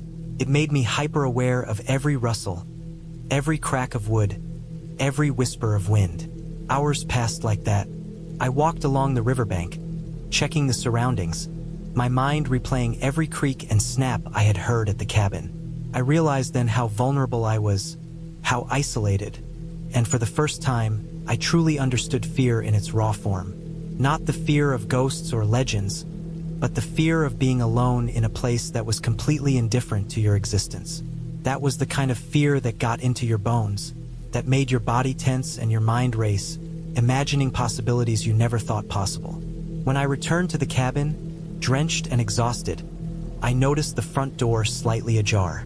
My chest tightened. I knew I had locked it before leaving. The lock wasn't broken, but the door had been forced, enough to move it slightly. I searched the cabin, every corner, every room. Nothing. No sign of anyone having been there. No footprints inside. It didn't make sense, yet the door had clearly been moved. Panic set in, but I forced myself to stay calm. I secured the door again, this time with extra measures, wedging a chair under the handle, tying the deck railing to the door frame with rope I found in the cabin. I didn't sleep that night. I sat in the armchair by the fireplace, watching the shadows dance across the walls as the storm continued. I had a baseball bat nearby, and I kept it in my lap, feeling its weight as both comfort and deterrent.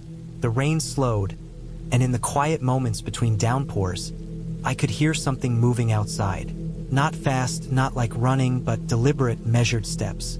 Someone was out there, circling. Morning came eventually, though it felt like hours had passed in a matter of minutes. I decided I had to leave, had to get back to civilization, back to safety. I packed quickly, checking the roads and paths. The dirt road back to the main road was treacherous after the storm, muddy and slippery. As I drove down the slope toward the main road, I kept the windows up, scanning the tree line constantly. I couldn't shake the feeling that eyes were on me, following every turn, every mile. Back on the main road, civilization returned gradually. Houses, cars, the faint hum of people beginning their day. It felt surreal, leaving the cabin behind, a place that had felt so isolated and threatening. I never returned to that cabin. Months later, I checked online. The rental still existed, the listing unchanged, but I couldn't do it again. The fear I felt there wasn't of any creature or spirit.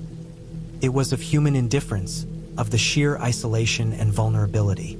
The forest doesn't care about you. The rain doesn't care. And someone or something might notice you silently, just enough to make you question your own mind. I don't know if anyone was outside that night or if it was all in my imagination. I never found evidence, never saw anything concrete. But the cabin had left a mark. Every time I drive into the woods now, even for short hikes, I check the trees more carefully. I notice every shadow, every sound, every movement. The fear is still there, duller than before, but it's never gone. And I understand now that true terror doesn't come from ghosts or fairy tales. It comes from real places, real isolation, and the knowledge that sometimes you are completely alone and completely vulnerable. Even now, writing this months later, I can still feel that night, the cold pressing through my clothes, the sound of the door handle rattling in the dark, the rain masking footsteps outside. And I can still remember the relief of driving away, of returning to roads that mattered, people who mattered, lights that mattered. That clarity, the contrast between danger and safety, is what stays with you. That, more than anything else, is what I carry from the cabin.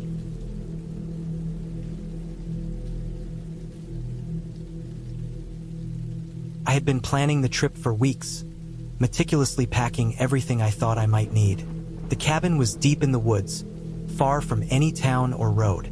I told myself I wanted solitude, a break from the endless noise of city life, but I think deep down I wanted something else too. A test, a challenge, a brush with danger that didn't involve anyone else. I arrived in the late afternoon, the sky gray and heavy, a thin drizzle settling in as I drove the last few miles down the dirt track.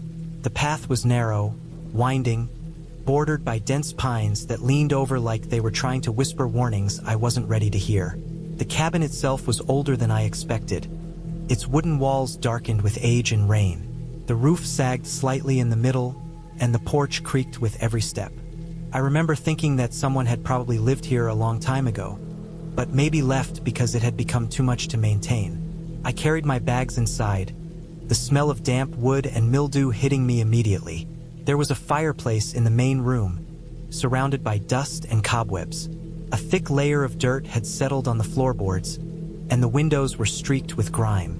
It was quiet, too quiet. No birds, no wind, nothing but the faint hiss of the rain outside. I unpacked slowly, placing my things on the bed, checking my gear. Flashlight, batteries, canned food, water, and a small first aid kit. I made sure I had my phone fully charged, though I knew the reception would be spotty at best. As I explored the cabin, I noted the kitchen with its rusted sink and a stove that looked like it hadn't been used in years. The bathroom was small and damp, the tiles cracked and the mirror fogged with age. Upstairs, there were 2 more rooms, one empty, the other filled with an assortment of old furniture covered in sheets. The air smelled heavier here, the damp more pronounced. I felt a strange tension settle in my chest, an almost physical awareness that the cabin had been abandoned, but not neglected by chance. The first night was uneventful, mostly. I lit a small fire in the fireplace and watched the flames eat the dry wood I had found stacked near the back of the cabin. The rain fell steadily, drumming against the roof and windows. I tried to read, but my mind kept drifting. Every little creak made me jump, the floorboards settling, the wind brushing against the walls. I kept checking the locks on the doors and windows. I knew it was probably unnecessary. I was alone in the middle of nowhere, but still, a sense of unease lingered. I couldn't shake the feeling that something was not quite right about this place, that the cabin itself had a history I didn't know. The next day, I decided to explore the area around the cabin. I put on my hiking boots, grabbed my rain jacket, and stepped into the forest. The trees were thick and tall, blocking much of the sky. I walked along what looked like an old path, following it as far as it would go. There were signs of wildlife, broken branches, paw prints in the mud, but no people. I collected firewood along the way, moving cautiously, listening for any unusual sounds.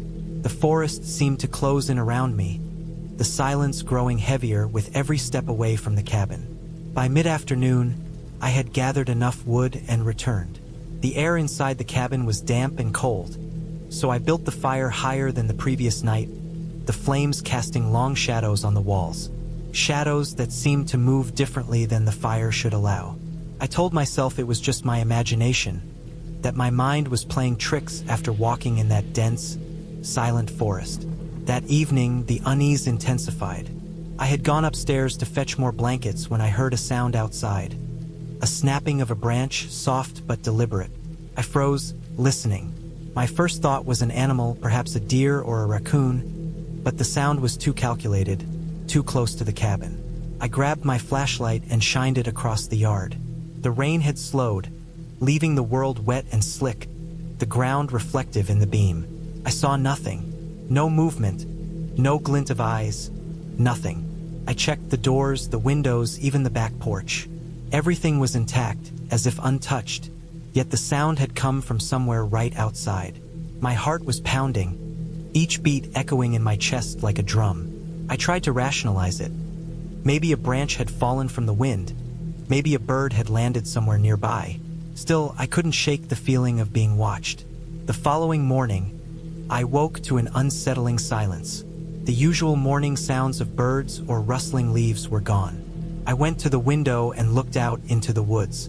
Mist hung low between the trees, a gray shroud that seemed to suffocate the landscape. I noticed footprints in the mud leading to the cabin, human footprints. They were fresh, no older than a few hours. Panic shot through me. I ran to the front door, checking the locks again. Nothing was missing, no sign of forced entry. Whoever had been there hadn't taken anything. They hadn't even left any sign beyond the footprints. My mind raced. Maybe it was a local hunter, maybe someone exploring like me. Still, the thought of another person so close, possibly hiding, made me feel vulnerable in a way I had never experienced. I spent the rest of the day inside, keeping the doors locked, checking every window, every corner.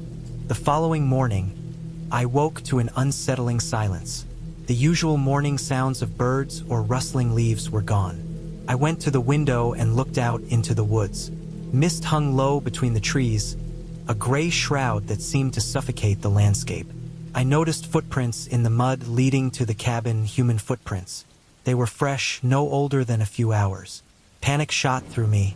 I ran to the front door, checking the locks again. Nothing was missing, no sign of forced entry. Whoever had been there hadn't taken anything. They hadn't even left any sign beyond the footprints. My mind raced. Maybe it was a local hunter, maybe someone exploring like me. Still, the thought of another person so close, possibly hiding, made me feel vulnerable in a way I had never experienced. I spent the rest of the day inside, keeping the doors locked, checking every window, every corner. That night, the tension became unbearable. Every sound outside made me flinch. The wind rattled the windows, the roof groaned, and the trees scraped against one another like claws. I kept the fire burning high, moving logs from side to side to maintain it. Then I heard it, a deliberate knock, soft at first, then a louder, more forceful one on the back door. I froze, staring at the door. My mind refused to accept the reality. Someone was out there. My instinct screamed to run, but I was trapped inside. I grabbed the nearest heavy object, a metal poker from the fireplace, and moved toward the door. The knocking stopped. Silence fell again. I waited, tense and alert, heart pounding. Minutes passed, and nothing happened. I didn't sleep that night. I sat in the corner near the fireplace, flashlight in hand, fire roaring, listening for anything. Every creak, every snap of a branch sent jolts of fear through me. By morning, I was exhausted, jittery, barely able to think. The next day, I decided I couldn't stay still any longer. I packed my essentials and prepared to leave, determined to hike back to the main road. I checked the paths I had used yesterday. The forest was eerily quiet.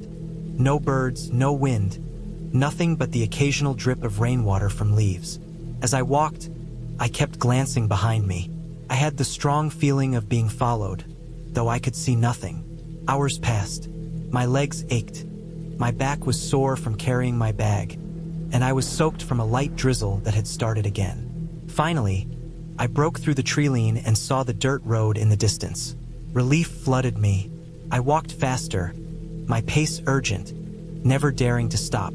The road was empty, but my heart didn't calm until I saw a passing car in the distance. I flagged it down, breathless and soaked, and the driver gave me a lift to the nearest town. Once inside a safe building, warm and dry, I realized how on edge I had been, how close I had come to panic. After that experience, I couldn't forget the cabin. Over time, I pieced together what had probably happened. The footprints, the knocking, they were likely someone living off the grid, someone who had been in the woods long before me, watching for intruders. They hadn't meant to harm me, but the encounter was a clear warning. The isolation of the cabin, combined with my lack of knowledge about the area, had made me extremely vulnerable. It was a terrifying lesson in caution and respect for places that seem empty but are not. Weeks later, I returned to the area, but only briefly during daylight with a friend. We approached the cabin carefully, but it was clear no one was currently living there. The floorboards had dried, the firewood was scattered by rain, and the footprints had washed away. The cabin was silent again, just as I had first seen it. I realized that fear is sometimes a mixture of what is real and what our minds imagine, especially when isolated. That cabin had been more than a place, it had been a test, one I survived but only barely. I never went back to stay overnight, but I often think about the solitude and the fear, the intense awareness of every sound, every shadow, every small detail. It taught me a respect for the unknown and a deeper understanding of my own limits.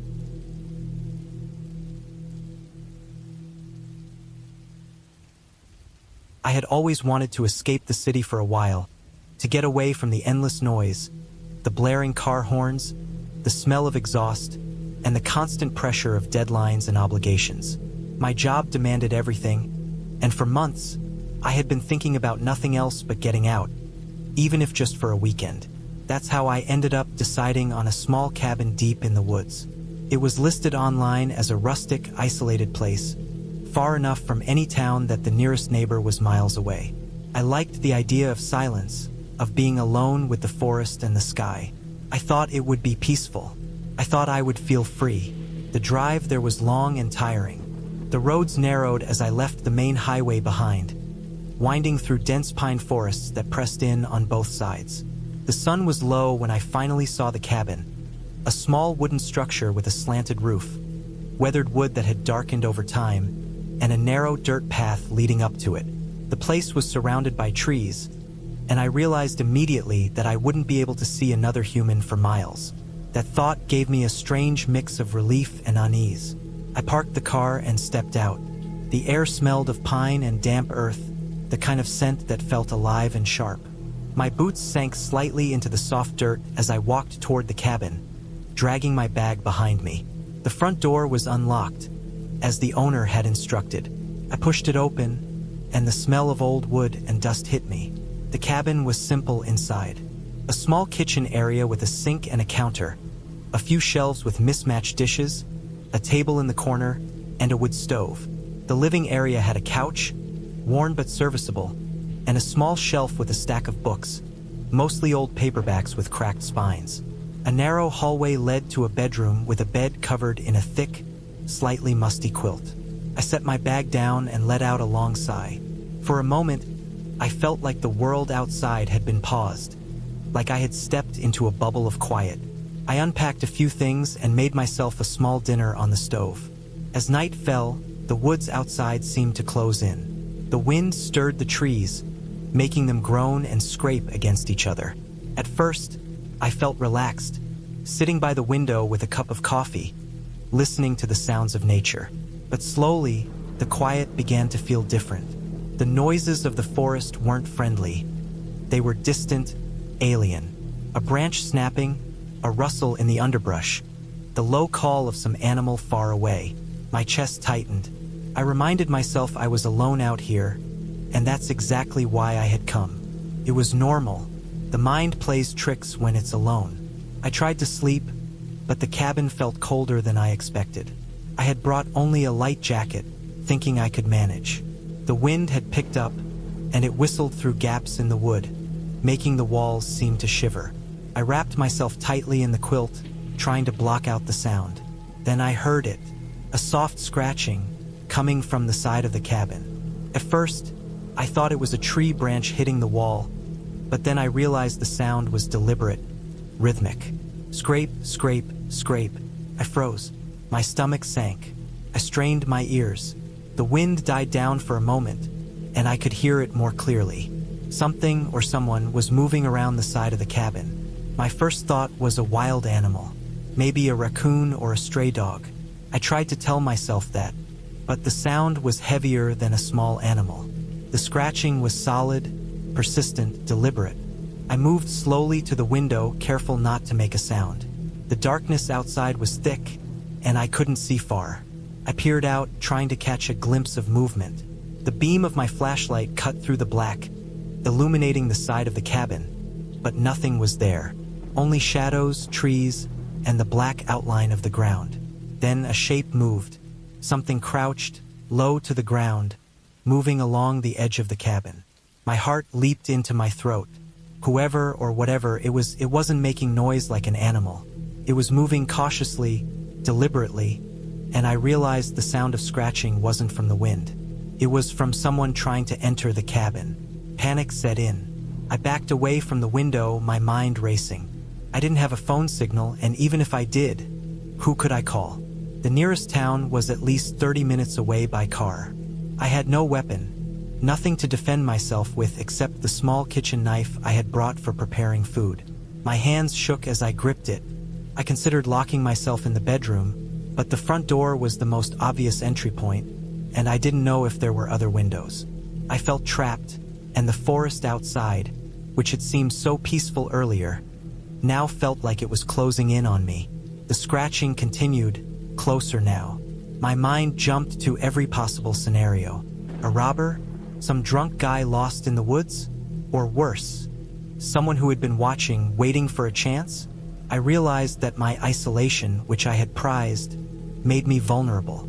There was no one to hear me scream. There was no one to help me.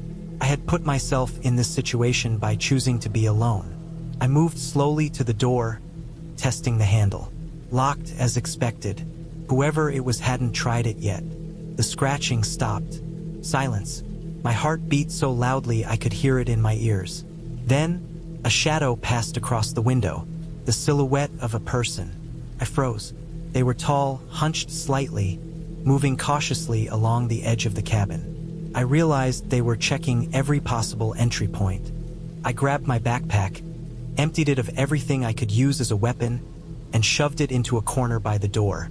I considered fleeing out the back, but I had no idea where the back led, and I could be running into the person instead. I remembered the small wood pile by the side of the cabin. Maybe I could use a piece of firewood. I picked up the heaviest log I could find. My hands were shaking so badly I nearly dropped it. I held it like a club, ready, waiting. The shadow moved again, coming closer.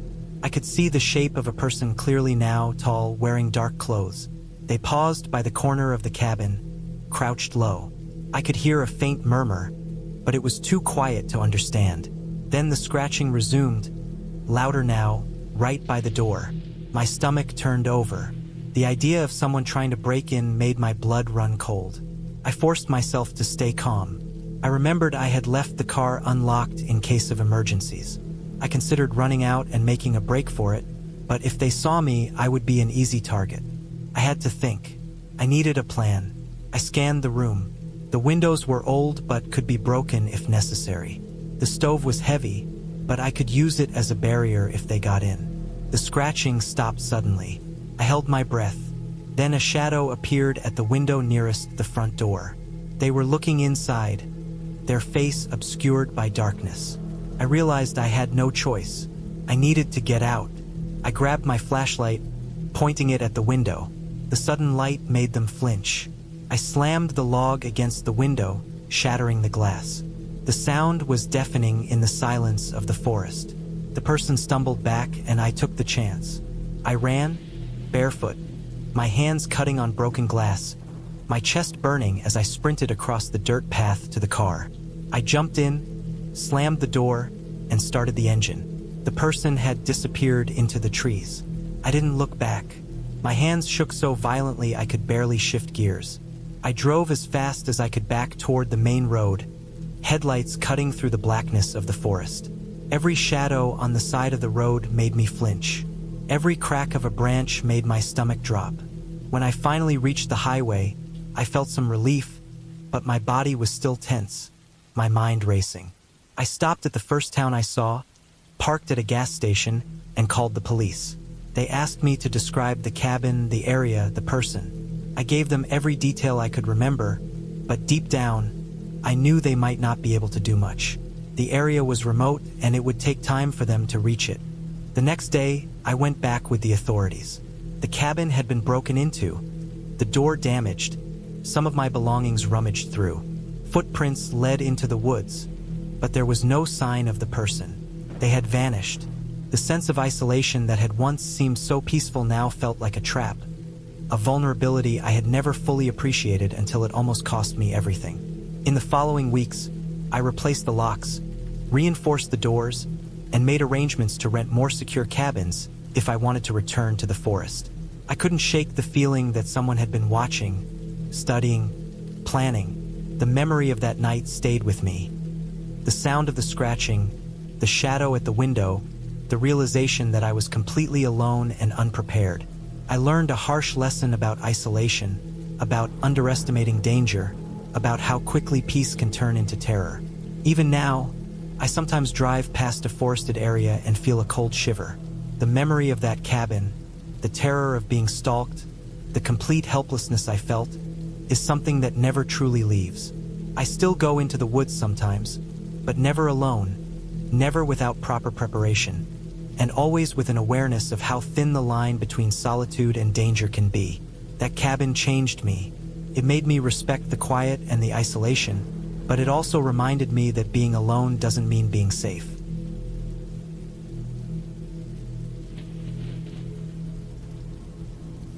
I remember the first time I set foot on the narrow dirt road that led to the cabin. It was late autumn, the kind of season where the forest seemed to hold its breath, where the wind had a sharp edge to it that cut through even thick clothing. I had been driving all day, my old truck rattling over roots and stones, following the GPS coordinates that my friend had sent me.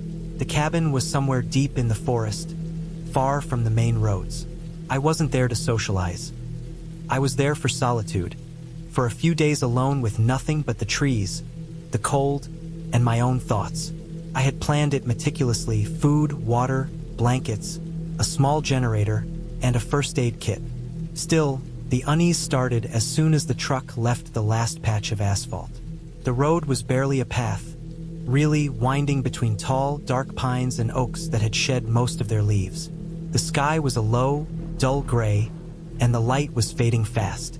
I felt the weight of the forest pressing in on me from both sides, the silence around me so absolute it made the hairs on my arms stand up. There were no birds, no distant sounds of animals.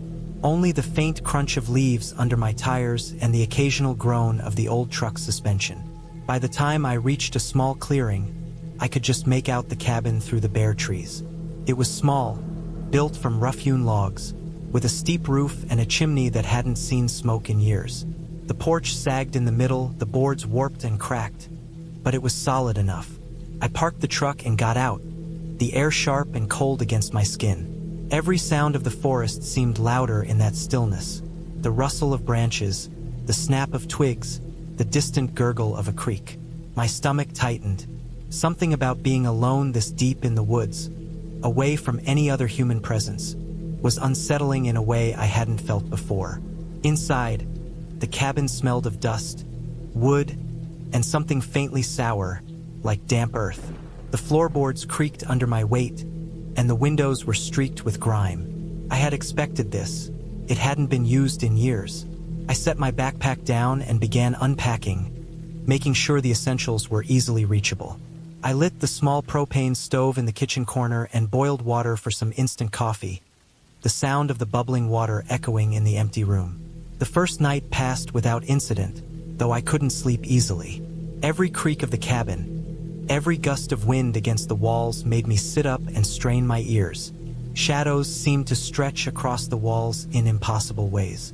But I told myself it was just my imagination. I was tired from driving and adrenaline, and I eventually drifted into an uneasy sleep. The next day, I decided to explore the immediate area. The forest was dense but walkable, and the creak I had heard from the cabin was not far. I packed a small day bag with water, my phone, even though there was almost no signal, and a folding knife, mostly for peace of mind. As I walked, I noticed that the forest floor was littered with broken branches, as if something heavy had passed through recently. Large footprints, partially covered by leaves, caught my eye. They weren't human. They were too big, too deep, the kind that suggested weight and force. I looked around, heart hammering, but the forest appeared empty. The rational part of my brain told me it could be a deer or a bear, but the spacing and size didn't match. I tried to shake off the feeling, telling myself I was imagining things. I followed the creek for a while, the sound of running water soothing, until I noticed that the footprints seemed to follow the bank. I didn't see anything, but the sense of being watched grew stronger. I kept my pace steady and decided to head back to the cabin before it got too late. By the afternoon, the clouds had thickened, and the wind picked up. The once muted sunlight now disappeared entirely, leaving a gray, oppressive gloom over the forest. I returned to the cabin and began preparing for another night. I checked the generator and made sure I had extra fuel, and then I made a small fire in the old iron stove. The warmth was comforting, but the sense of unease lingered. Outside, the wind rattled the loose boards on the porch, and somewhere in the distance, I heard a low growl. My first thought was a coyote or a bobcat, but the sound was closer than any of those animals usually get to human dwellings. I tried to ignore it, telling myself it was probably a large dog wandering in the forest. Around midnight, I was woken by a sound that froze me where I sat. Footsteps, outside, moving across the dry leaves. Slow, deliberate, heavy steps. My heart pounded in my chest. I wasn't sure if it was an animal or a person, but the rhythm felt almost too careful, too intentional. I stayed still, listening. The steps moved around the cabin, circling, stopping at times, then moving again. My instincts screamed at me to leave, but I had no idea how far the road was, and my truck might not even start in this weather if I tried to flee blindly. I grabbed my flashlight and quietly got up, checking the windows. The beam of light cut through the darkness outside, but I saw nothing except the swaying branches and shadows. Then I heard a snapping branch behind me. I spun around, shining the light, and caught a glimpse of something moving between the trees. A shadow, fast, impossible to see clearly. My breath caught in my throat. Whoever or whatever it was seemed to vanish as quickly as it appeared. I told myself it must be an animal, but I had never heard a deer or coyote move like that. I spent the rest of the night awake, crouched near the stove, knife in hand, flashlight nearby. Every sound outside made me flinch. The crack of a branch, the rustle of leaves, the occasional thump that sounded like a foot hitting the ground. I barely slept, and by morning, exhaustion weighed on me, but I couldn't let my guard down. I decided to inspect the perimeter of the cabin. The night had left prints in the damp soil around the porch. Human footprints. I could see the outlines clearly, heavy boots sized larger than mine. They circled the cabin, coming close enough to touch the walls. I checked the truck. No signs of tampering, but my stomach churned. Someone had been outside watching. I felt a cold, tight knot of fear in my chest. The realization hit me. I was not alone, and I might have been followed here by someone who knew these woods better than I did. The following day, I tried to act normal, performing routine chores, checking my supplies and gathering firewood. But every shadow seemed too sharp, every sound too deliberate. The wind carried noises that were impossible to ignore. The crunch of boots on dry leaves, branches snapping in patterns too regular for animals. That night, it was worse. The footsteps returned, moving slower this time, pausing in front of the door. I stayed absolutely still, barely breathing. After what felt like hours, they stopped and vanished. Couldn't sleep at all. The next morning, I noticed that some of my food had been moved slightly. Small details, almost unnoticeable, but enough to convince me that someone had entered the cabin. I was trapped in a nightmare I couldn't escape. The isolation, the forest, the unknown presence, it was all crushing. But I knew I had to survive and find a way out. I began planning. I didn't want to leave in the dark or in panic, so I decided to wait for daylight, keep the cabin door locked, and prepare to move as soon as it was safe. I gathered the food, water, blankets, and any supplies I could carry. I made sure my truck had fuel and checked that it was working. I noticed something else. Marks on the porch railing, scratches, deep, deliberate, as if someone had leaned heavily against it. They had been inside my life in the smallest, most invasive ways. The thought made my blood run cold. I didn't know if it was a single person or more. I didn't know their intentions. I could only plan. By mid-morning, I was ready. I left the cabin cautiously, keeping my eyes on the forest, walking the path toward my truck slowly. My heart pounded with every crack of a branch underfoot. When I finally reached the vehicle, I saw another set of footprints leading away into the trees, heading in the direction I had come from. Whoever it was had been following me. I climbed in, locked the doors, and started the engine. The sound seemed deafening in the silent forest. I drove slowly at first, eyes scanning every shadow, before opening up the throttle once I felt a little distance. The path back to the main road was treacherous, but I kept my focus, hands tight on the wheel. I never looked back, but I knew the forest held its eyes on me until I was far enough to disappear from view. Hours later, I reached the asphalt civilization. I stopped at a small gas station, shaking, exhausted, and called the local authorities. They came with flashlights and vehicles to check the cabin. I didn't go back. They confirmed that no one lived near the cabin. No one had any reason to be there. And yet, the prints, the marks, and the disturbed ground made it clear that I had not imagined it. Someone had been there, watching, waiting, possibly for days before I even arrived. The authorities suggested it might have been a transient or someone familiar with the woods, but no arrests were ever made.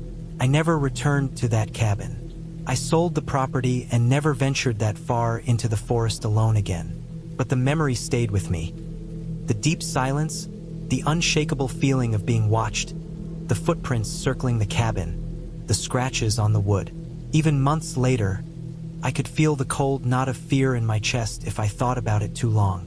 The experience left me more aware of the fragility of safety, how quickly solitude can turn into exposure, and how certain places carry a weight you cannot see until you are in them.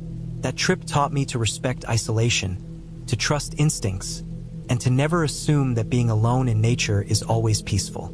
There is something deeply unsettling about the forest when you are the only person there, and knowing that someone can exist unseen, watching, is a fear that never leaves.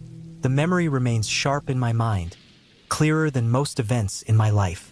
I carry it carefully, a reminder of the day I realized that the world, no matter how quiet it seems, is never truly empty.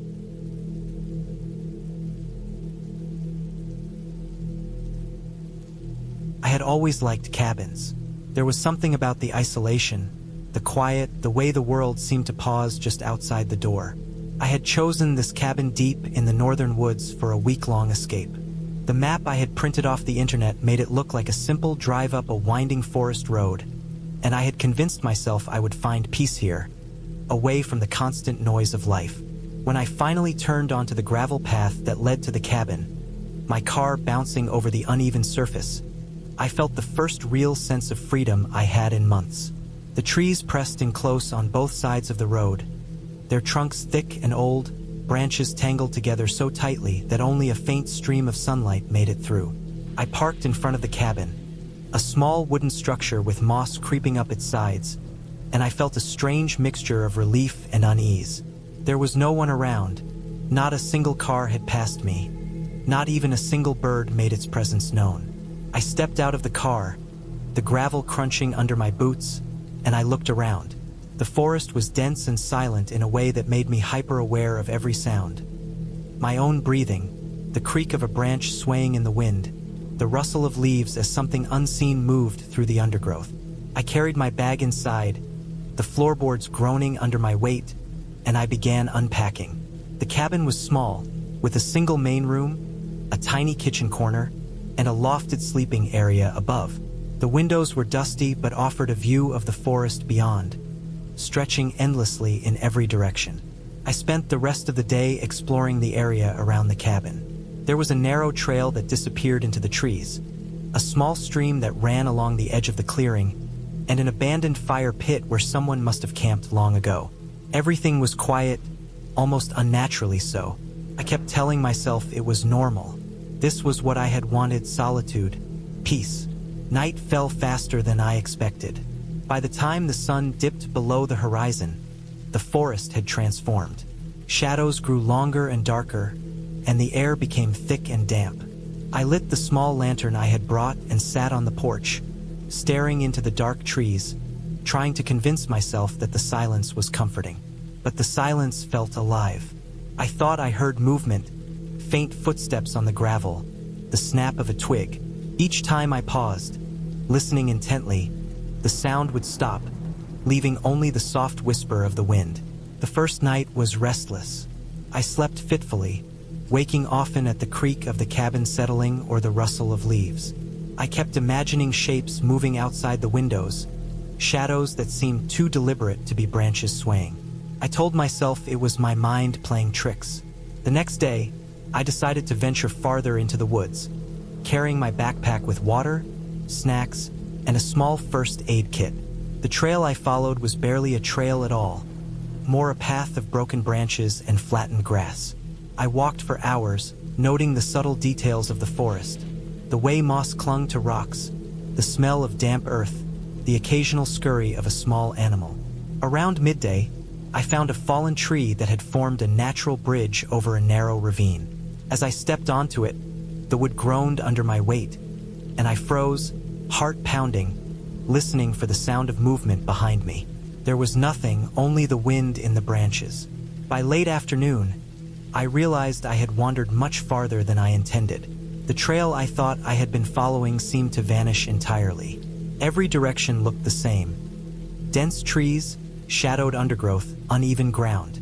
I tried to retrace my steps, but the forest had a way of swallowing landmarks. Rocks that had seemed unique now looked like dozens of others. Twisted branches that had been familiar now obscured the path. Panic began to creep in. I told myself to stay calm, to stop moving, but the fear was a physical weight pressing on my chest. I took a deep breath and decided to keep moving in what I hoped was the direction back to the cabin. As the sun sank lower, the forest darkened rapidly.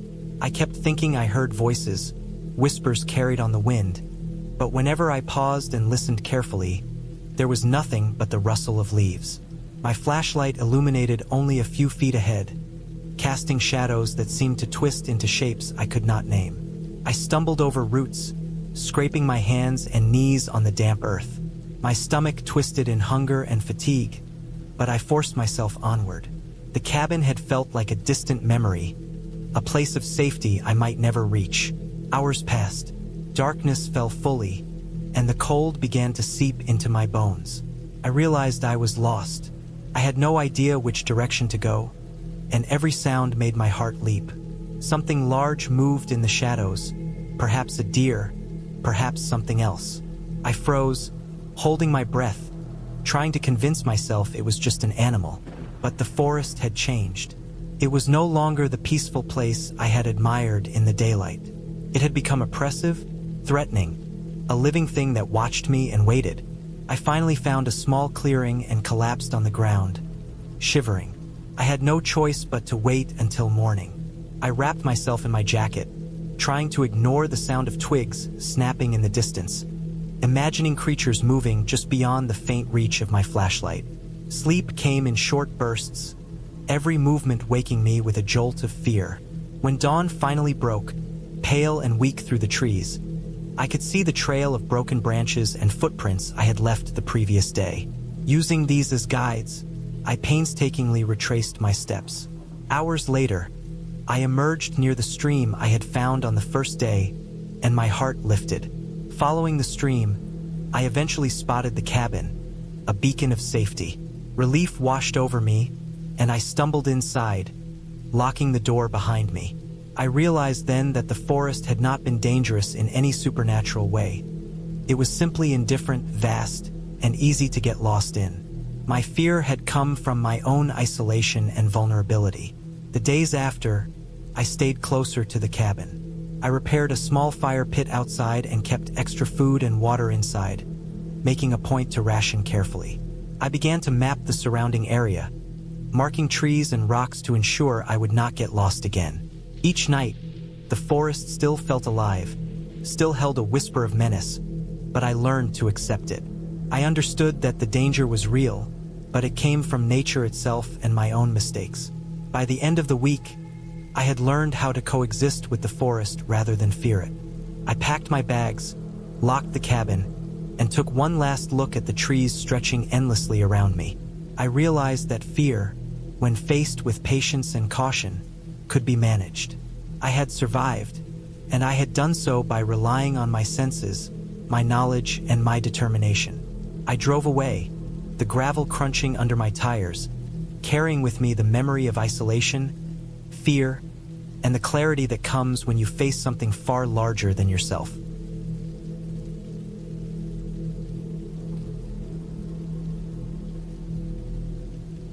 I had planned the trip to the cabin for months, imagining it as a simple escape from the constant stress of my life in the city. Work had been relentless, my apartment noisy and crowded, and I needed silence, space, and solitude. The cabin I rented was tucked away in the mountains, far from any towns or even other cabins. It was an old wooden structure, built decades ago, and though it had been maintained well enough, there was a sense of age in the creaking floorboards and the way the windows rattled in the wind. I arrived late in the afternoon, carrying only a small backpack, a bag of groceries, and a toolbox for minor repairs the owner had suggested I might need. The drive up the mountain had been long and winding, the road narrow and flanked by dense trees. I remember how the sunlight had been fading quickly as I climbed, turning the woods into a mix of dark greens and shadowy black shapes. I had seen deer earlier, and the occasional bird had flown across the road, startled by my passing. But by the time I reached the cabin, the forest had become a wall of darkness. The only sounds were the wind through the pines and the crunch of gravel under the tires. The cabin itself was small, maybe 3 rooms in total. There was a main living area with a fireplace, a small kitchen with the basics, stove, sink, cupboards, and a bedroom in the back with a single bed and a small dresser. The furniture was simple and utilitarian. A wooden table with a few chairs, a couple of rugs, and a sofa that looked worn but functional. I spent the first hour unpacking, setting my things on the table, putting my backpack on the bed, and surveying the cabin in the dim light. The place smelled faintly of wood polish and old smoke, but it was clean. I felt a strange mix of relief and tension. Being alone in such a remote place felt like both a gift and a risk. After setting up, I went outside to gather some firewood. The forest was thick, and the undergrowth was tangled, making each step slow and careful. The deeper I went, the quieter it became, until all I could hear was the occasional snap of a branch under my foot or the wind stirring the treetops. I collected enough wood for a fire, and by the time I returned, the sky was dark, and the first stars were visible through the trees. I built a small fire in the fireplace, enjoying the warmth and the flickering light. The shadows in the room danced against the walls, and for a moment, I felt a deep sense of calm. I had planned to spend the evening reading and relaxing, but as the night wore on, a sense of unease crept in. It started with small noises, the wind knocking against the windows, branches scraping against the sides of the cabin, and the occasional thump from outside that I couldn't immediately identify. I told myself it was just the forest, just animals, or the house settling. I checked all the doors and windows, making sure they were locked and secure. The locks were old but sturdy, and the windows fit tightly into their frames. I tried to focus on something mundane: the fire, my book, the sound of the wind. But the noises persisted, subtle and irregular, as though the forest was moving in ways I couldn't fully see. Around midnight, I decided to check the perimeter. I grabbed a flashlight and stepped outside, the cold air hitting my face sharply. The forest was dense and dark, and the beam of the flashlight cut a narrow circle through the black. The firelight from inside the cabin barely reached the edge of the porch, and I could see nothing but tree trunks and shadows. I walked slowly around the cabin, scanning for movement. Nothing appeared, yet the sense of being watched was strong. I felt my heart rate increase, a tight knot forming in my chest. Every rustle in the underbrush made me pause and strain my ears. When I returned inside, I locked the door behind me and tried to settle back in the living room. I noticed then that one of the kitchen windows, which I had closed earlier, was slightly ajar. I was certain I had closed it. My mind raced. Had the wind blown it open? Had I simply forgotten? The possibility of an intruder, someone coming up the mountain without my knowledge, flashed in my mind. I checked the other windows. All were firmly shut, the lock secure. I went to the window, tugging it closed again, and placed a chair against it for extra security. My body was tense, every sense alert, every shadow seeming to move. I spent the next few hours listening and watching, unable to sleep. The wind shifted constantly, making the trees moan and groan. Branches scraped against the roof and walls. The occasional sound of heavy footsteps, or what I thought were footsteps, moved through the darkness outside. I kept reminding myself that I was alone, that it was just the forest, but I couldn't shake the feeling that someone, or something, was circling the cabin. I avoided going outside, even for simple things like getting water. I rationed what I had brought, hoping the night would pass quickly. Around 3 a.m., the power of the fear began to drain me. I felt a numbness in my fingers and toes, the tension making my body ache. I decided I had to rest, even if sleep was impossible. I laid down on the bed, flashlight at my side, the chair still against the window. My mind continued to replay every noise, every shadow, but eventually, exhaustion overcame fear. I drifted into an uneasy sleep, one eye half open, alert to any changes in the darkness. I woke suddenly to a loud banging on the front door. My heart nearly stopped. I froze, listening. There it was again, slow, deliberate, and heavy. I had locked it. I had checked it. Whoever or whatever it was could not have gotten inside easily. My first thought was to call for help, but the cabin had no cell signal, and the landline I had seen earlier was dead. The banging continued, a pattern almost deliberate. I remembered the toolbox in the corner, picked up the heaviest item, a wrench, and held it tightly. My hands shook. The banging stopped abruptly. I waited in tense silence, listening to the forest. A faint sound, like footsteps retreating into the woods, reached my ears. I didn't move for what felt like an hour, too afraid to even breathe loudly. Finally, I got up cautiously, moving to the window. Through the darkness, I could see nothing. No flashlight beams, no silhouettes, just the thick shadows of trees and undergrowth. By dawn, the forest looked different. The sunlight softened the black shapes into green and brown, but the tension did not ease. I examined the cabin again, checking the locks, the windows, the doors. Everything seemed intact. I stepped outside to see if there were any signs of intruders. That's when I noticed it. A set of footprints in the mud, large and deep, leading from the edge of the woods up to the cabin and then back again. They were fresh. Someone had been here in the night, close enough to reach the door, but had left without entering. The realization sent a shiver through me. I spent the day preparing for any possibility.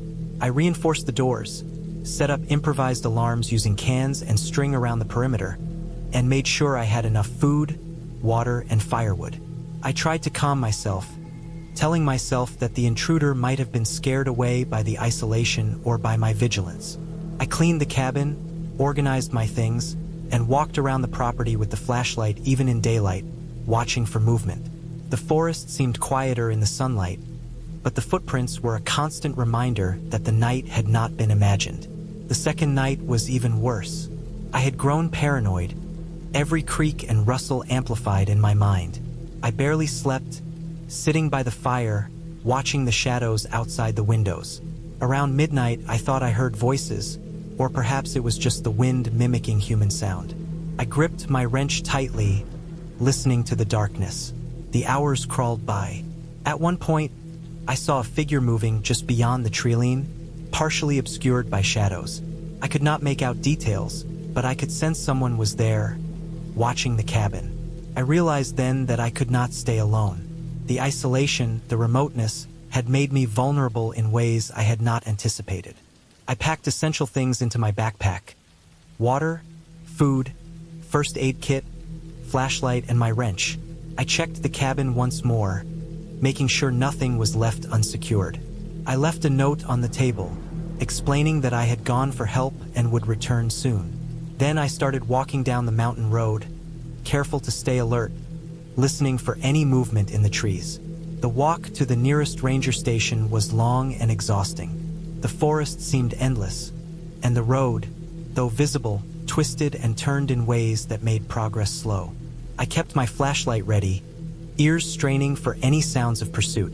After several hours, I finally saw a small building with a light on inside.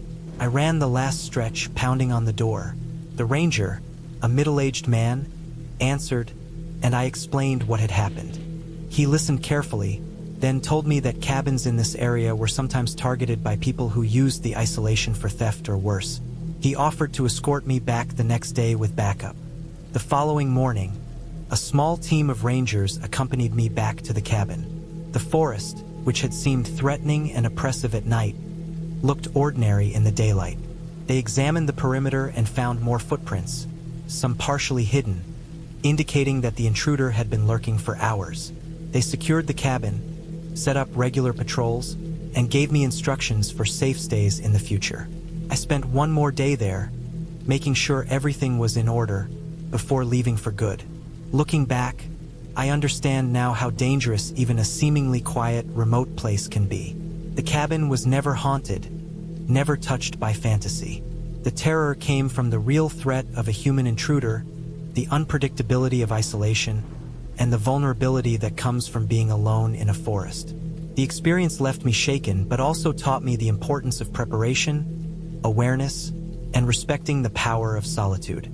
I never returned to that cabin, but I still remember the darkness, the sounds, the footprints in the mud, and the feeling of someone watching from the edge of the forest. It was real, it was frightening, and I survived by staying alert, trusting my instincts, and getting help when I realized I could not face it alone.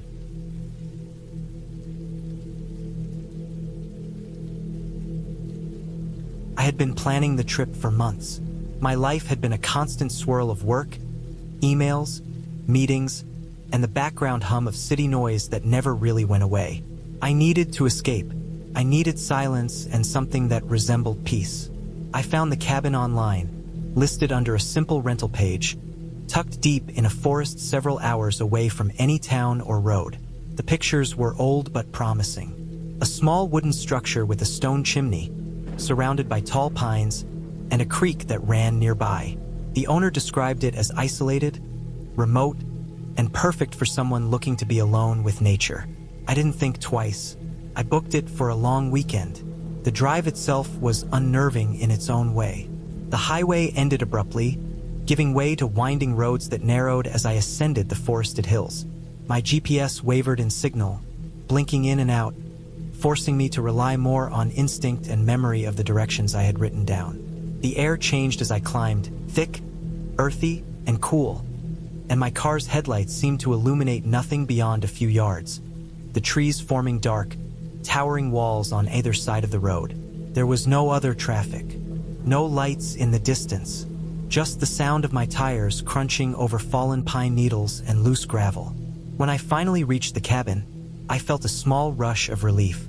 It was exactly as pictured: weathered wood, a stone chimney, a small porch with 2 rocking chairs. The forest surrounded it on all sides. I parked, grabbed my backpack, and walked up to the door. The air smelled of wet leaves and pine, a scent I had always associated with being far from everything. The silence was complete, almost physically heavy. There were no birds, no insects, no wind, just the hollow echo of my boots on the wooden porch. Inside, the cabin was simple but cozy. A small living area with a couch, a table, and a wood-burning stove. A narrow kitchen with basic utensils, a sink, and an old refrigerator. 2 bedrooms and a small bathroom. It had been cleaned, but faint traces of previous occupants remained. Dust in corners, faint scratches on the floor. The subtle smell of old wood mixed with something else I couldn't identify. I set my bag down, unpacked my clothes, and lit a fire in the stove. I wanted the warmth, but I also wanted the sound. The crackle of wood somehow made the emptiness feel less complete. I spent the first day hiking the trails nearby. The forest was dense, and the light through the canopy created long shadows that shifted as the sun moved. I didn't see anyone else. No footprints, no voices, no signs of life beyond birds I occasionally glimpsed. I felt isolated but safe. My phone had little signal, only faint bars that barely let me check the time. I left it in my pocket and focused on the hike, marking the trail carefully to ensure I could find my way back. By the time I returned, the sun had begun to drop behind the trees. The forest seemed to close in. The air grew colder. I prepared a simple meal, sat near the stove, and tried to enjoy the quiet. The first night was strange. The sounds of the forest were closer than I had expected. At first, it was subtle. A branch snapping in the distance, the distant splash of water from the creek. Then, there were noises that made my skin crawl. A rustle near the cabin, a sound like something heavy being dragged across the ground outside. I told myself it was probably a deer, maybe a raccoon. I checked the windows and doors. Everything was locked. The fire kept burning, and I sat near it, listening, but eventually exhaustion pulled me into sleep. I awoke in the middle of the night to the sound of the door handle rattling. I froze. My cabin was supposed to be isolated, miles from any road. My heart raced. I strained my ears, listening. Outside, the sound stopped. I convinced myself it must have been the wind or the old hinges of the door. I checked again, locked. I returned to bed, though I lay awake, staring at the ceiling, every small noise magnified, imagining someone outside, someone watching. The next day, I tried to shake off the fear. I went for another hike, this time with more caution. I explored further along the creek, noticing subtle signs that the forest was alive in ways I didn't expect. Claw marks on tree trunks, half-eaten carcasses of small animals, the tracks of something larger, though I couldn't identify it. Every step reminded me that I was alone, and the forest didn't care about me.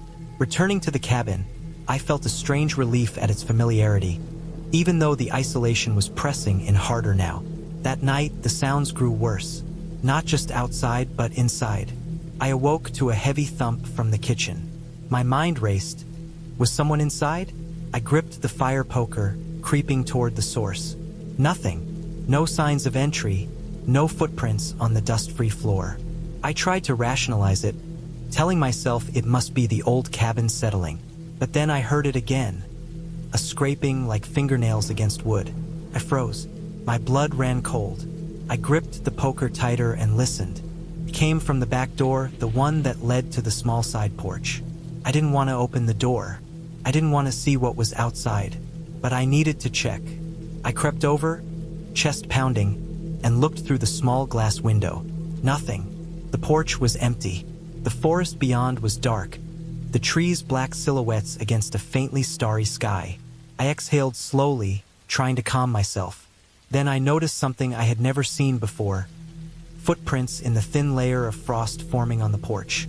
Large, uneven, and clearly not human. They led from the edge of the porch into the trees.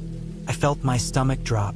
I wanted to leave, but I couldn't drive anywhere in the dark forest. My phone had no signal. I was trapped, at least for the night. I reinforced the locks, moved furniture in front of the door, and slept sitting up near the stove. Every sound outside made me jump. My mind imagined every possible scenario: hunters, trespassers, a wild animal. But in reality, I had no idea what it could be. The following morning, I tried to rationalize everything. The footprints were strange, but maybe an animal had come close to the cabin. Bears sometimes wandered near humans. Could it be a bear? But I had never seen anything like these prints.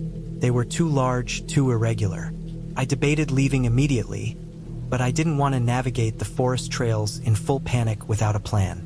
I spent the morning preparing, gathering my few belongings, and trying to stay calm. I decided I would hike out, following a trail I had marked the first day. I kept an eye out for anything unusual. Hours passed. The forest seemed endless. The creek was my guide, but the thick pines made navigation difficult. I found more strange signs: broken branches, marks in the soil, a faintly crushed area of grass that suggested something had been moving through the forest, following me or the same path I had taken. By late afternoon, I spotted the edge of a clearing. Relief surged. I kept moving, faster now, adrenaline masking my exhaustion. Then I heard it again. A low growl, deep and guttural, coming from behind the trees. I froze, chest tight. I wasn't sure if it was an animal or someone. I sprinted the last stretch, breaking into the clearing, which opened onto a dirt road I recognized from the way in. I ran to my car, unlocked it, and climbed in. My hands were shaking so badly I could barely start the engine. The growl echoed behind me, and I slammed the car into gear, tires spinning on gravel, heart racing, until I was back on the main road. I didn't stop until I reached a town several miles away. The sense of isolation and fear lifted slowly, replaced by exhaustion. I had survived, but the memory of those footprints and the sound of that growl stayed with me. I reported the incident to local authorities, describing everything. They searched the area but found nothing conclusive. Some suggested it could have been a bear, others mentioned wild dogs or even illegal hunting activity. I never knew for sure. The cabin, when I saw pictures later, looked peaceful and harmless. But I knew the reality, the isolation, the sounds, the footprints, they didn't lie. That experience changed how I saw being alone in nature. Peace could be deceptive. The forest didn't care about me. It only responded to the presence of life, movement, and sometimes fear. In the months that followed, I stayed away from isolated cabins. I returned to cities, to the hum of people and machines. But sometimes, late at night, I could still feel that suffocating silence, hear that faint scraping on wood, and see those irregular footprints frozen in frost. And I knew that, for a few nights, I had been completely at the mercy of the forest, and of something I could not see or understand.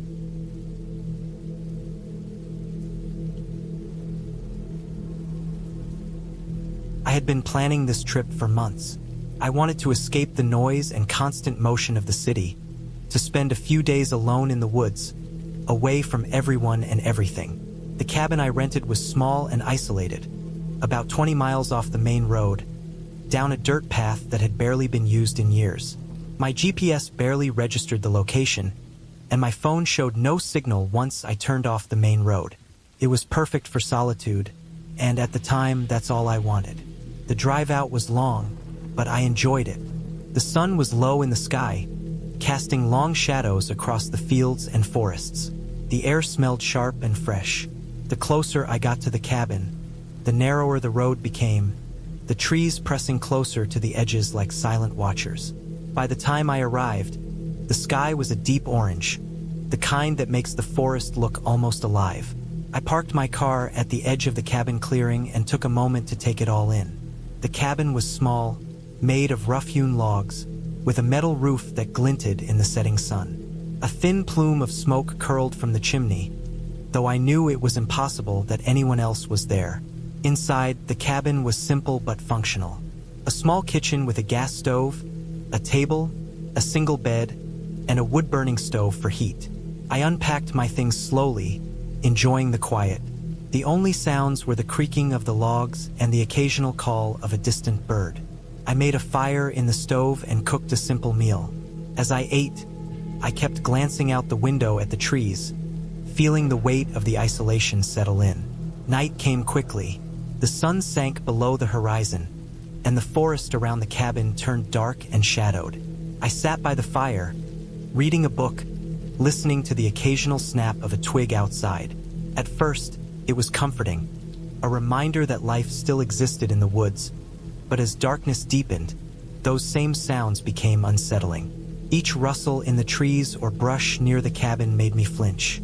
I kept telling myself it was probably a deer, a raccoon, or some other small animal, but I couldn't shake the feeling that I was being watched. Sleep didn't come easily.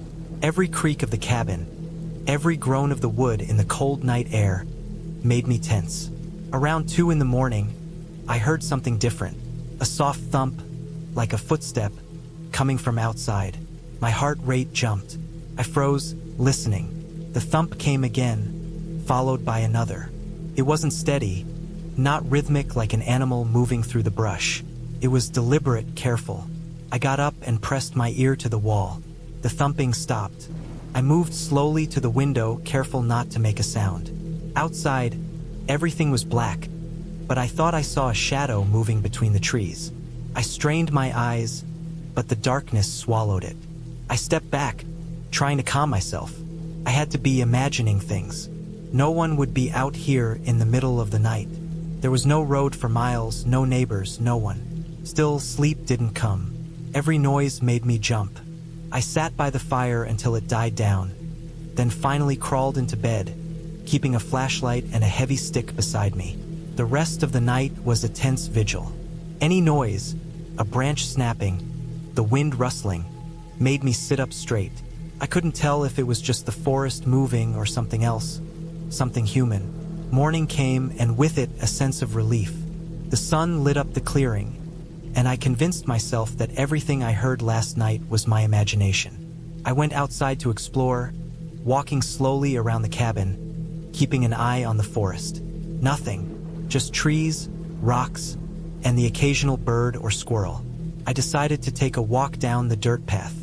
I wanted to feel safe, to remind myself that the world outside the cabin was just as it seemed. I walked for about an hour, following the narrow trail through dense trees. The forest was thick, quiet, the kind of silence that presses on your ears. I didn't see any people, no tracks, nothing unusual. I turned back toward the cabin, feeling a sense of ease return. Maybe last night had just been nerves. I spent the next day cleaning the cabin, stacking firewood, and doing small chores. The sun was high and bright, the woods almost inviting. I even found a small stream nearby and spent some time sitting by it, letting the water trickle over my hands. For the first time since I arrived, I felt relaxed. Maybe the isolation wasn't so bad after all. That night, however, the tension returned. The wind had picked up, rattling the trees and making the cabin groan. I was reading by the fire when I heard a knock. Sharp, deliberate, on the wooden door. My stomach dropped. I froze. Knock again, harder this time. I told myself it was impossible. No one could have gotten here without me seeing them. The path was miles away, rough, and no car had come down. I grabbed my stick and slowly walked to the door. I peeked out the window. Nothing. The clearing was empty. No footprints, no movement. Just trees swaying in the wind.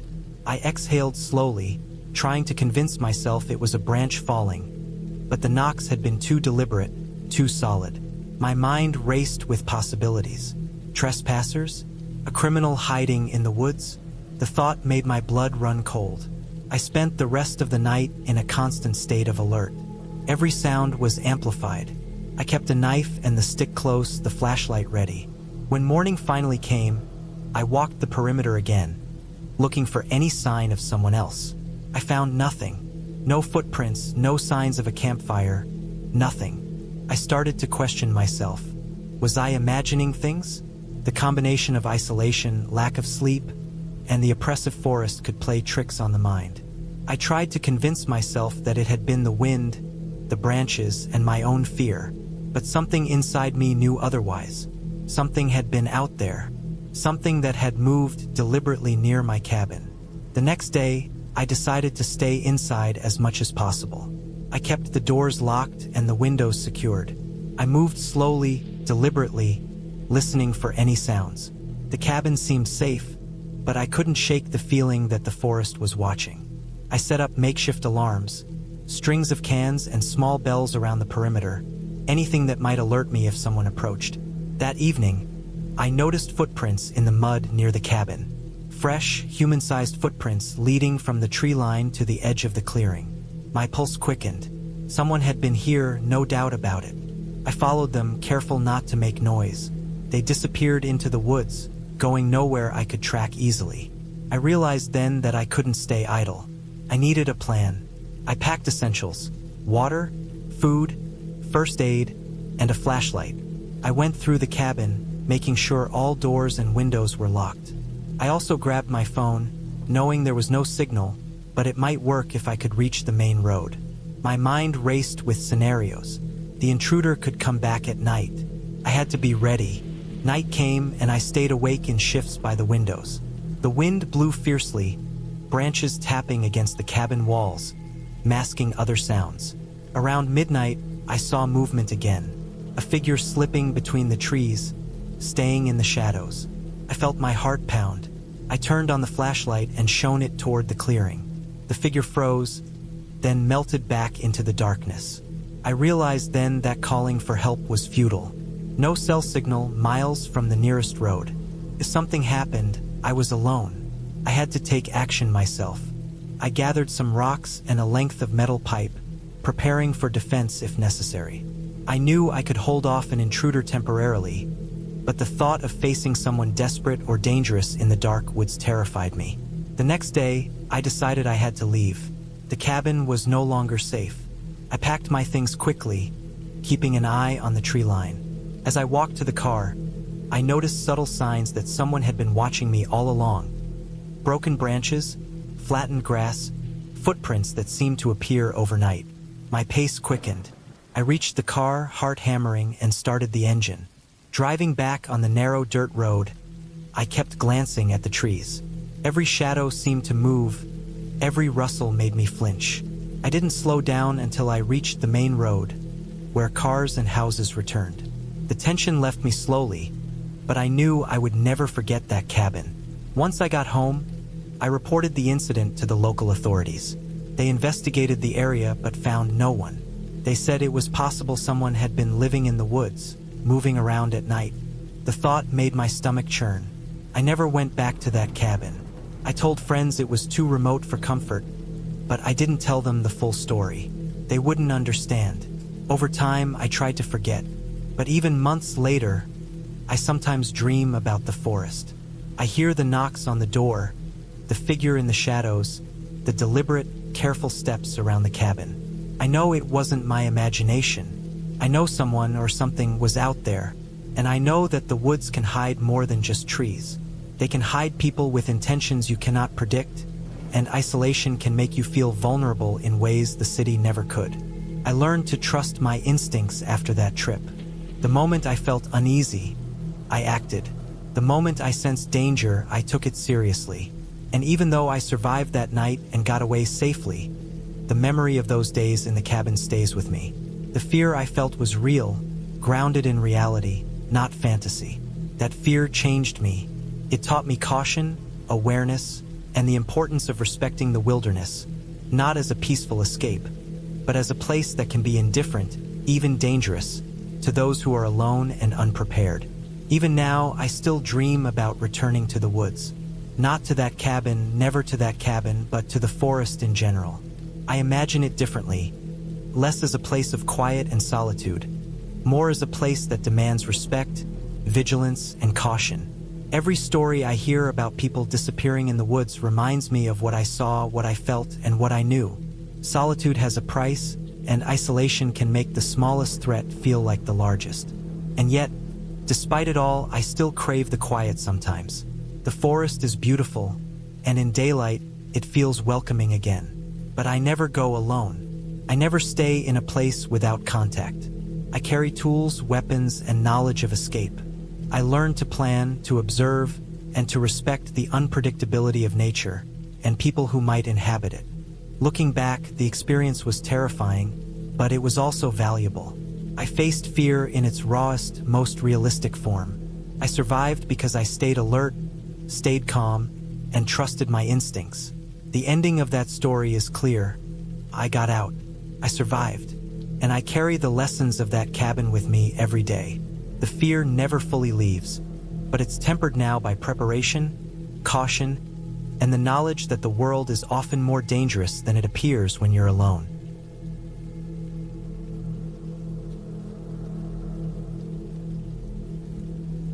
I had planned this trip for months.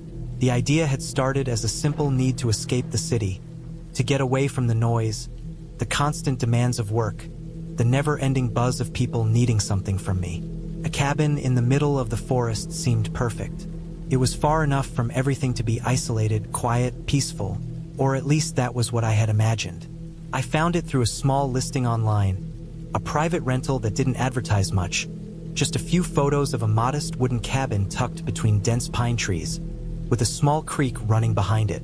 The owner had promised total privacy, that nobody came close unless invited. That had been enough for me. I drove for hours through winding roads that became narrower and rougher as I got closer. At some point, the asphalt ended, and I was on a dirt track surrounded by thick woods. I passed no cars, no houses, not even signs of other people. The silence outside the car was almost complete, the only sound coming from the tires crunching against gravel and fallen leaves. The sun was already low in the sky when I finally arrived. The cabin was small but solid, made of logs, with a steep roof and a porch that wrapped halfway around. It was set in a small clearing, and I could see the creek glinting behind it through the trees. It looked exactly like the photos, maybe even better in person. I parked, unloaded my bags, and stepped inside. The interior was rustic but comfortable. There was a small living area with a couch and a wood stove, a modest kitchen with a gas stove, and one bedroom with a sturdy bed. The smell of pine was strong, mixed with a faint scent of dust, which made me feel like I was stepping back in time. I spent the first hour unpacking, setting things in place, lighting a fire in the stove. It was getting dark outside, and I wanted some warmth before settling in for the night. The forest around the cabin was completely silent now, the kind of silence that makes you hyper-aware of every small sound. I could hear the occasional snap of a branch somewhere in the trees, a far-off bird calling, the trickle of the creek. As night fell completely, I lit some candles and made a small dinner. The fire in the stove crackled and popped. Everything seemed normal. I felt a strange sense of calm, the kind that comes when you're alone in a place where nobody can reach you, where nothing can disturb you. I went to bed early, wanting to wake up refreshed for a hike I had planned the next day. The bed was firm, the blankets warm, and for a while I slept soundly. I woke suddenly in the middle of the night. At first, I wasn't sure why. My ears were straining, picking up some faint, irregular sound. It was soft, almost like someone walking outside, but that made no sense. There was no road, no neighbors. I stayed very still, listening. The sound came again, a slight, crunching step on the dirt near the porch. My heart started beating faster. I grabbed the small flashlight I had packed and slowly moved to the window. The beam cut through the darkness, landing on the porch. Nothing. The shadows of the trees stretched long across the ground.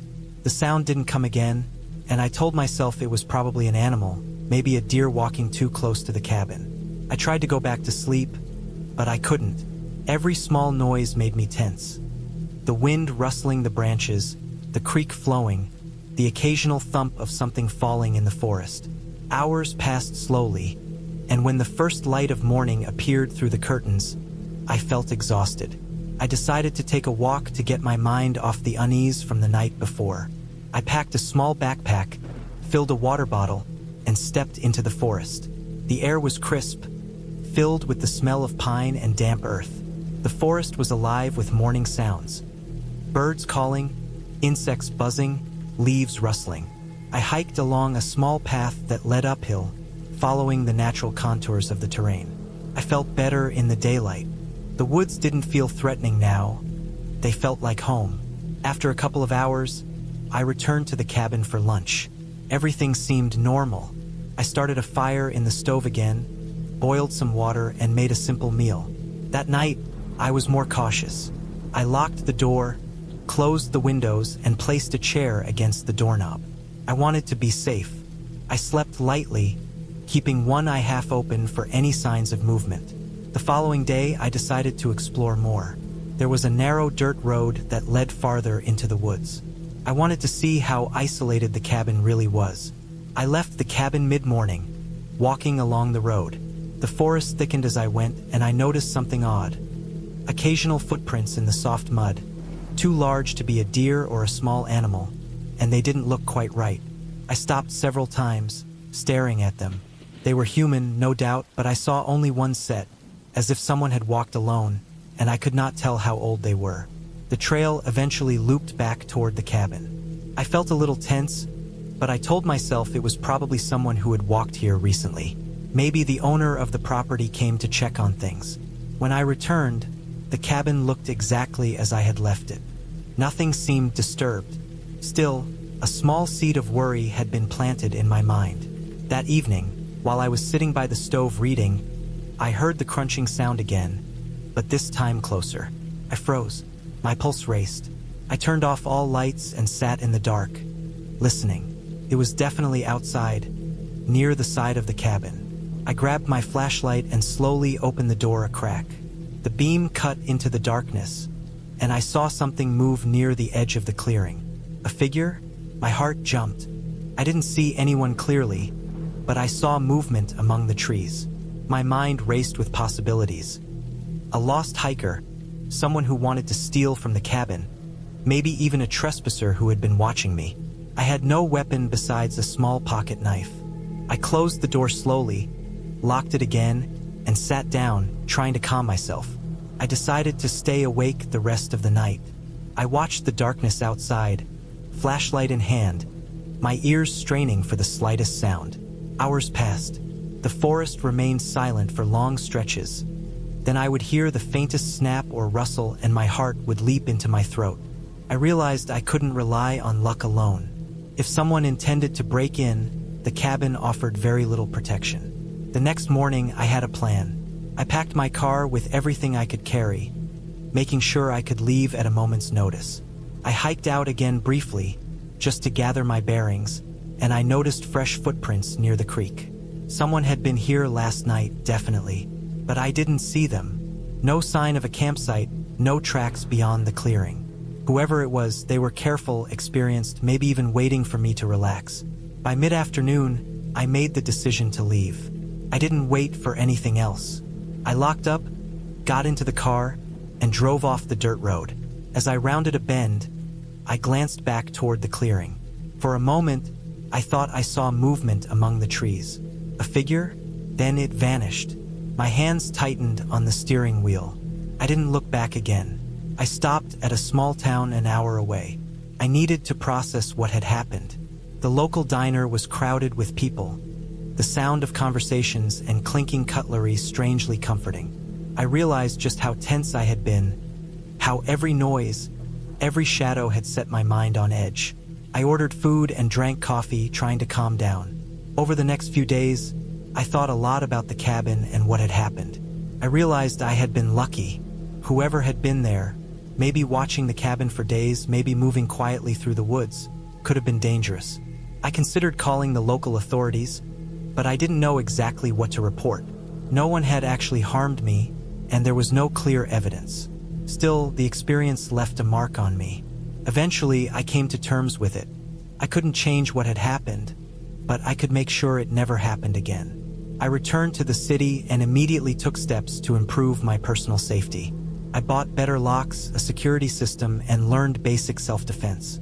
I also became more careful when traveling alone, always checking locations thoroughly before committing. Months later, I told the story to a friend who had traveled in remote areas. They nodded solemnly. "You were lucky," they said. "You could have been in real danger. The woods hide a lot of people, and not all of them are friendly." I nodded, understanding finally that the fear I had felt was real, justified, and had been a warning I needed to heed. I never returned to that cabin. I don't even remember its exact location. The experience stayed with me, a constant reminder of how fragile our sense of safety can be when we step outside the familiar. I learned to respect the isolation, to respect the unknown, and to always be prepared.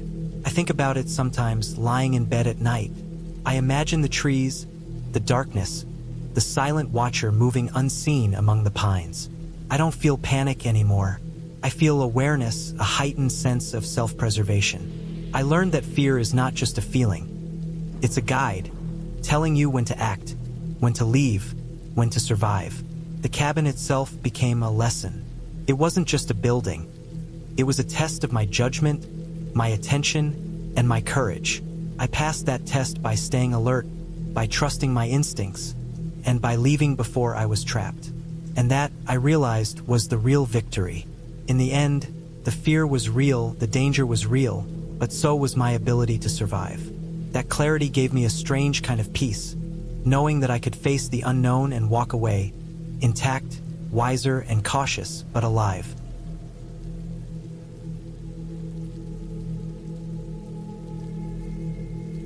I had been planning this trip for months, trying to find a place far away from anyone else.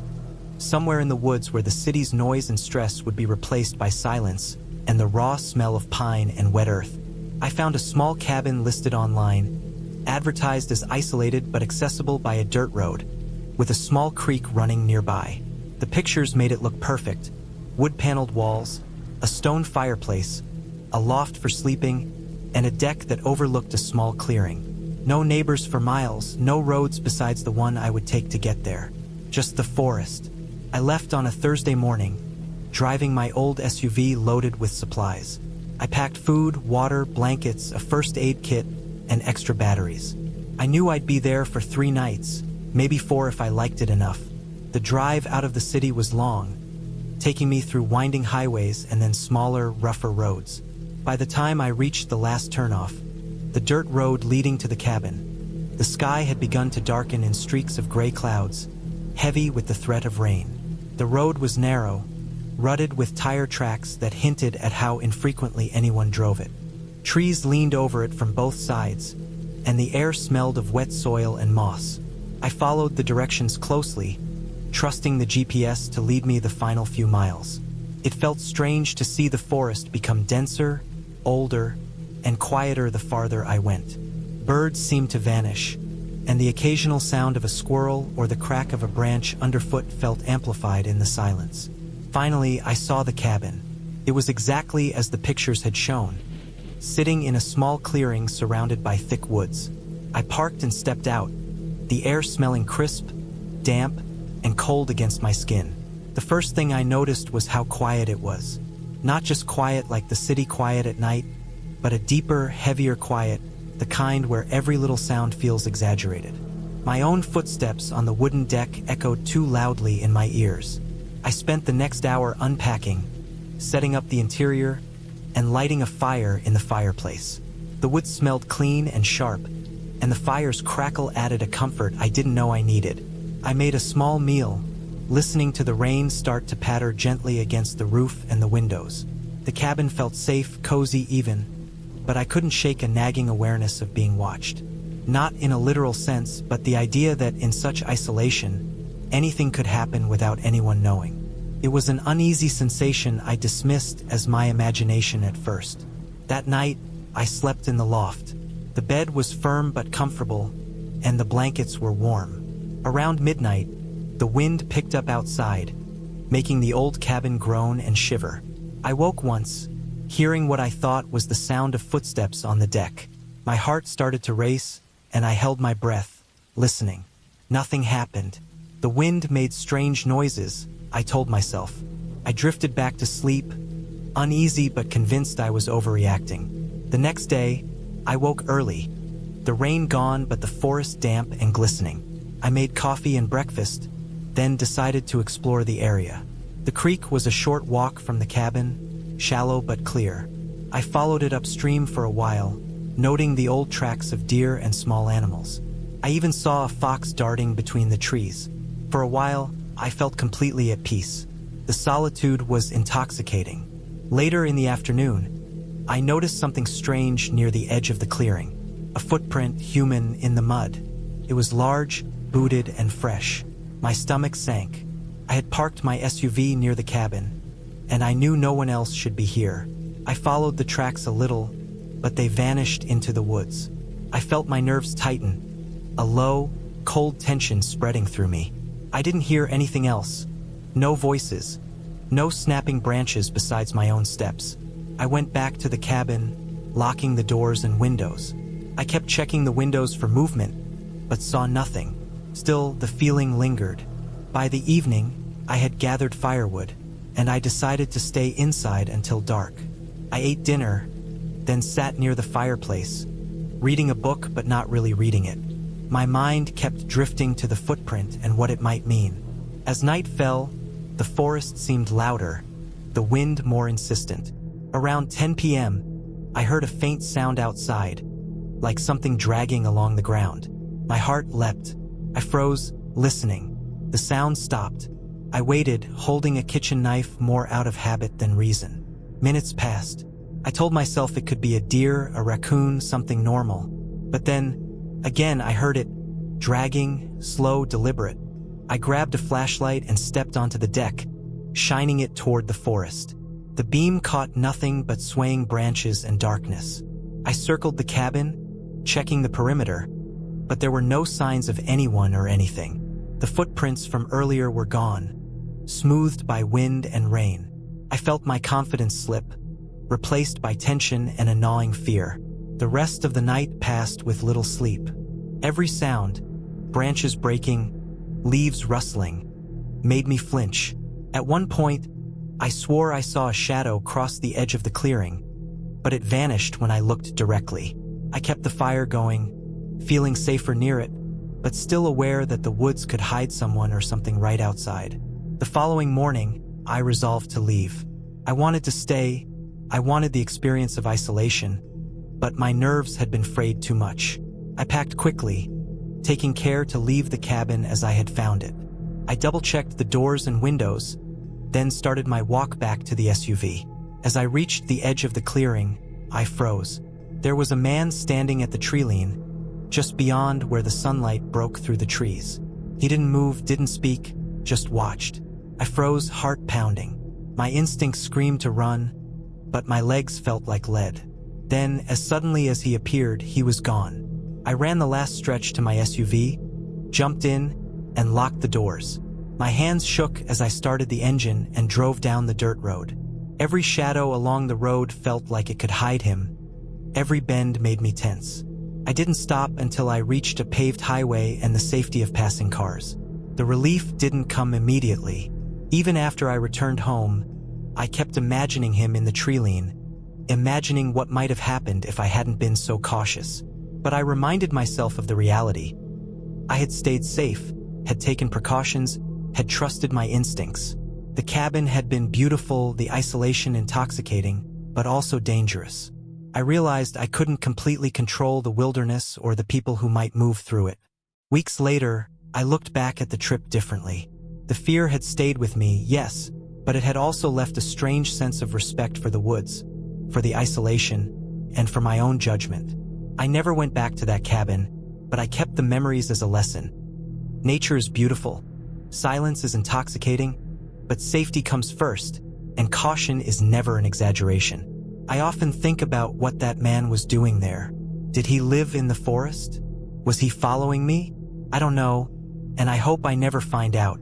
But I do know that I survived, and that the woods, no matter how quiet or inviting, can hold dangers far beyond my imagination. I learned to trust my instincts, to respect the space, and to always remember that even in solitude, someone could be watching and every choice matters.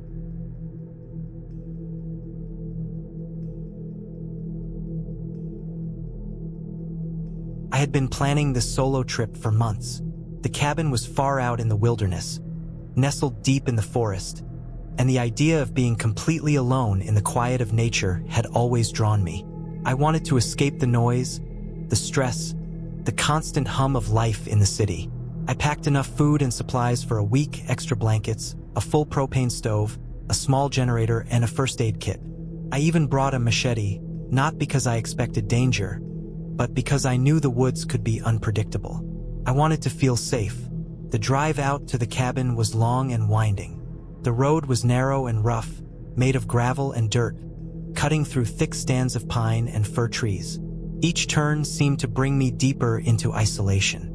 There were no other cars, no signs of civilization, just the occasional distant sound of a bird or the rustle of something moving in the undergrowth. By the time I reached the small, unmarked path that led to the cabin, the sun was already low. Shadows stretched across the road, and the air smelled damp, earthy, like rain had recently fallen. The cabin was exactly as described in the online listing, maybe even better. It was small but sturdy, made entirely of rough-hewn logs, with a stone chimney and a porch that overlooked a clearing. The clearing ended in thick forest, so close it felt like the trees were leaning in, watching. I parked my car, grabbed my bags, and walked up the steps. The door creaked as I opened it, and the smell of wood smoke and dust filled my nose. It hadn't been used in a while, but the air inside was strangely warm, as if the cabin itself had been holding on to the last bits of sun. I spent the first hour unpacking, arranging my supplies, and exploring the cabin. There was a small kitchen with a wood stove, a table, a few shelves, and a tiny bathroom. The bedroom was little more than a loft with a mattress on the floor. Nothing was fancy, but it was solid. It was peaceful. I made a simple dinner, lit a small fire in the stove, and settled down to read. Outside, the wind moved through the trees, soft but steady, and for a while, I felt completely at ease. But that night, something shifted. It started with small sounds. A branch tapping against the cabin roof. The occasional scurrying sound outside, just beyond the windows. I told myself it was nothing, probably squirrels or raccoons, but the sound of footsteps crunching on dry leaves made me freeze. My heartbeat sped up. I tried to tell myself it was just my imagination, the mind playing tricks when you are alone. I checked the locks on the doors, double-checked the windows. Everything was secure, but the unease stayed, gnawing at me, and I didn't sleep well. The next morning, I decided to go explore the forest a little. I grabbed a backpack with water, snacks, and my machete, just in case. The woods were beautiful. The way the sunlight fell through the trees, painting patches of the forest floor in gold. Birds sang, insects buzzed, and the air was crisp. I followed a small creek, marking the path carefully, but every so often, I would hear that same rustling, that same faint sound of footsteps following me. Every time I turned, there was nothing. On the third day, things escalated. I came back from a short walk to find that the cabin door was slightly ajar. I was certain I had locked it. The thought of someone else being here, someone watching, made my stomach knot. I checked every corner of the cabin, every cupboard, under the bed. Nothing. Nothing was missing, nothing was out of place. Yet the sense of intrusion remained. I tried to stay calm, but the feeling followed me. I reinforced the locks, wedged a chair under the doorknob, even nailed some boards across the windows. Still, the noises persisted. Shuffling outside at night, the sound of movement just beyond the tree line, the occasional heavy footstep on the porch. I started keeping the machete by the bed, and when I went outside, I carried it with my hands trembling. I was alone, yes, but now I felt vulnerable. One evening, as the sun was setting, I saw something that made my blood run cold. I was sitting on the porch, watching the forest, when I noticed footprints in the dirt leading from the edge of the clearing to the cabin. They were large, human, not animal. They had to have been made recently. My heart pounded as I examined them. They stopped right at the porch. Someone had been here, someone had come very close. I knew I had to leave, but the problem was the road. The gravel path back to the main road was long, and night was falling fast. I grabbed my flashlight and machete and started walking toward my car. Every sound, the snap of a twig, the rustle of leaves, even the wind, made me flinch. Then I heard it, the unmistakable crunch of footsteps behind me. Slow, deliberate. I froze. My eyes darted around the trees, but the darkness swallowed everything. The footsteps stopped. I held my breath. Then they moved again, parallel to mine. I ran. My legs burned, my lungs heaving, but I kept running. I could hear the footsteps chasing me, getting closer. I stumbled, almost fell, cursed under my breath, and finally reached the car. I slammed the door, locked it, and started the engine. The gravel crunched under the tires as I sped down the path, heart racing, adrenaline surging. I didn't look back, even as I felt eyes on me, even as I imagined someone following. When I finally reached the main road, the headlights of a passing car illuminated the forest behind me. I don't know if anyone was actually there, but I didn't stop to find out. I drove for hours out of the mountains until the trees thinned and I reached the nearest town. Only then did I feel safe enough to slow down. I called the authorities and reported the cabin. They came, but there was no sign of anyone ever being there. No footprints, no signs of a break-in. Only the slightly ajar door, which they said could have been the wind. I never went back to the cabin. I sold it when the opportunity came up, never looked at the photos I had taken, never spoke of it. But the memory stayed with me. The feeling of being watched, the footsteps in the dirt, the shadow that might have been human. Even years later, I feel a shiver when I see a lone cabin in the woods, because I know the reality. Isolation can make ordinary places terrifying, and some dangers are invisible until they are almost too close.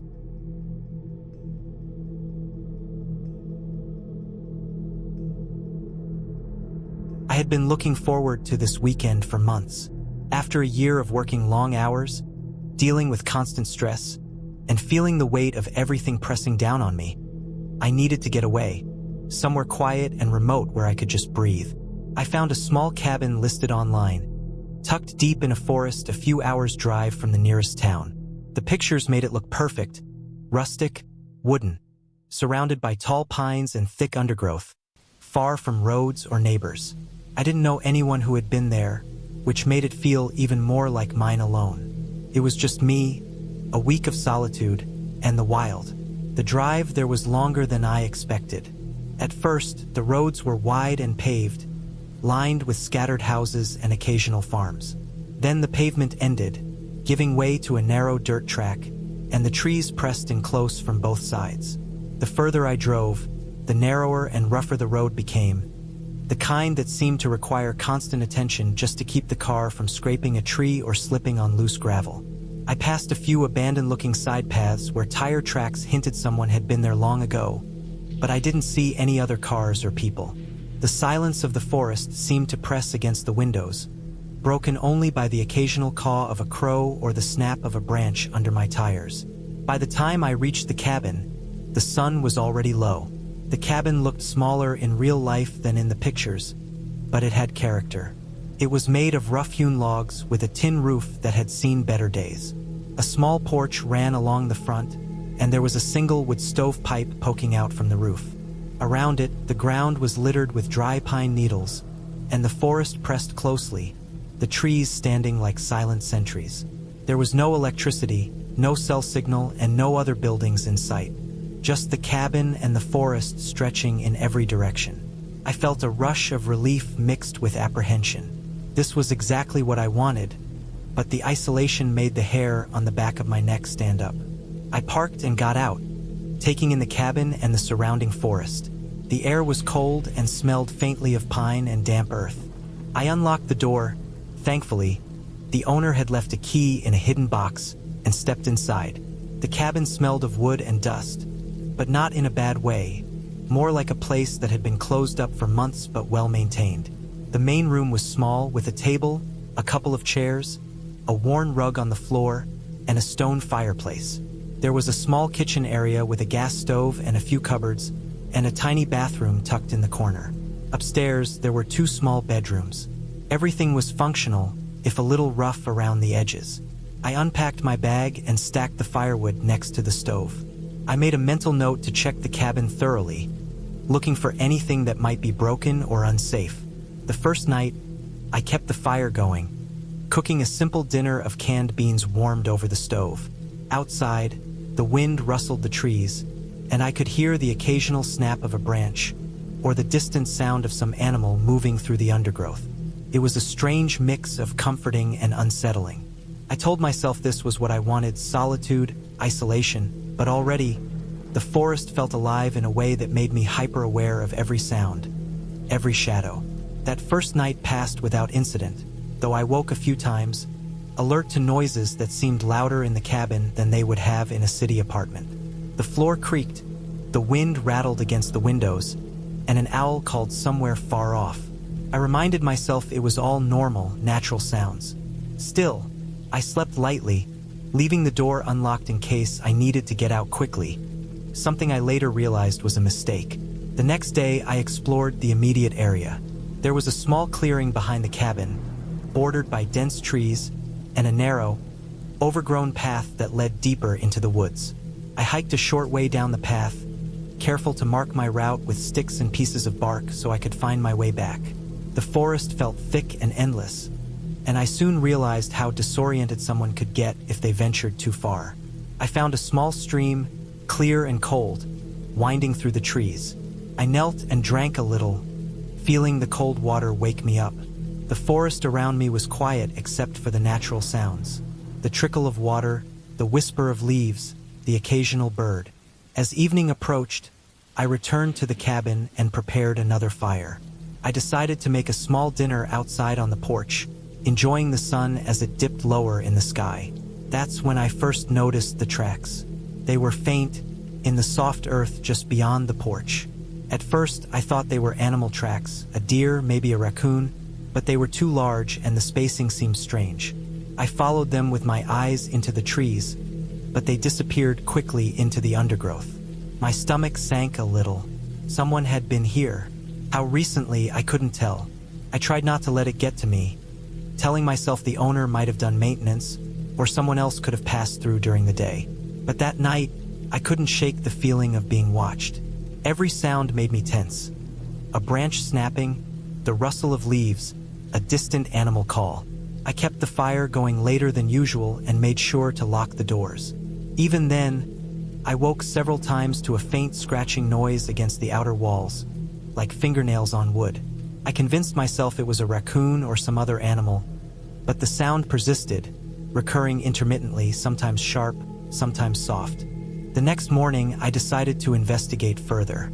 I didn't want to panic unnecessarily, but I needed to know what was around me.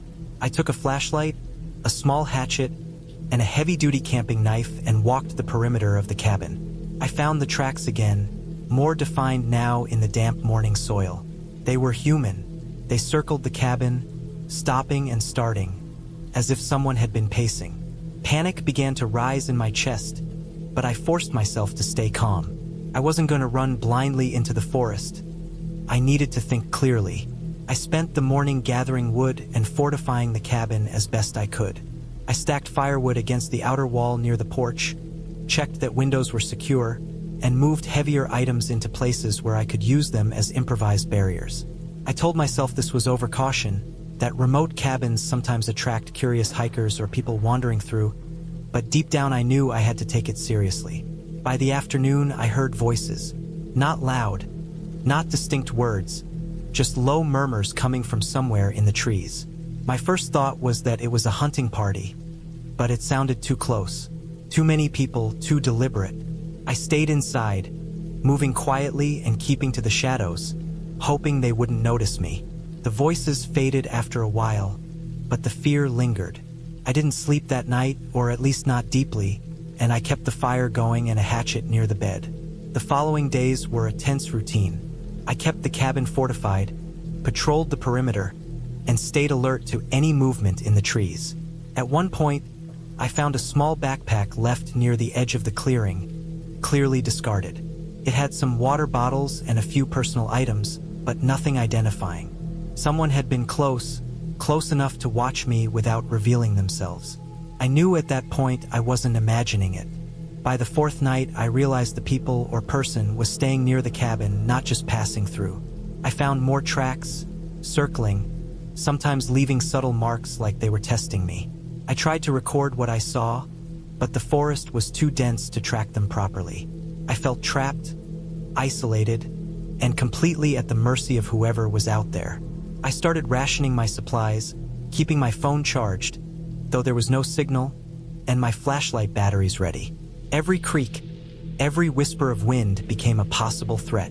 The climax came late on the fifth night.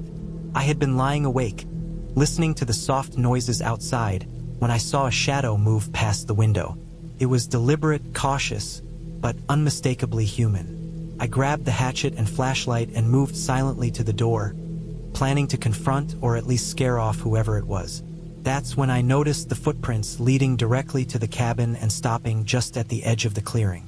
Whoever it was had stayed hidden, waiting. I stayed crouched behind the door for hours, not daring to make a sound. Eventually, the first hints of dawn broke through the trees. I could see clearly that the tracks were no longer in the clearing. Whoever had been circling the cabin had left, for now. I waited another hour before cautiously opening the door. Everything was quiet, but I knew I couldn't stay another night. I packed up quickly, taking only what I could carry, leaving behind most of my supplies. I had a mental map of the dirt track leading back to the main road and moved fast but carefully, staying alert for any sign of movement. The forest seemed endless, but by midday, I emerged onto the paved road and finally saw a passing car. I flagged it down, and the driver was startled but helped me get to the nearest town. In town, I contacted the authorities and reported what happened, providing the location of the cabin and the tracks I had documented. They investigated and eventually found evidence of squatters, people who had been living illegally in the woods near the cabin. It was dangerous, but at least it explained the footprints and the discarded items. I never went back to that cabin. I realized that sometimes the most terrifying things aren't supernatural. They're the people who are patient, quiet, and willing to hide in the shadows. Even now, months later, I can't forget the way the forest felt around that cabin. The sense of being watched, the isolation, and the small, almost imperceptible signs that someone had been there all along. I still dream about it sometimes, and every time I see a darkened forest or a remote cabin in a picture, I feel that same cold tension in my chest. It's a memory that has stayed with me, a reminder that solitude can be beautiful, but it can also be dangerous.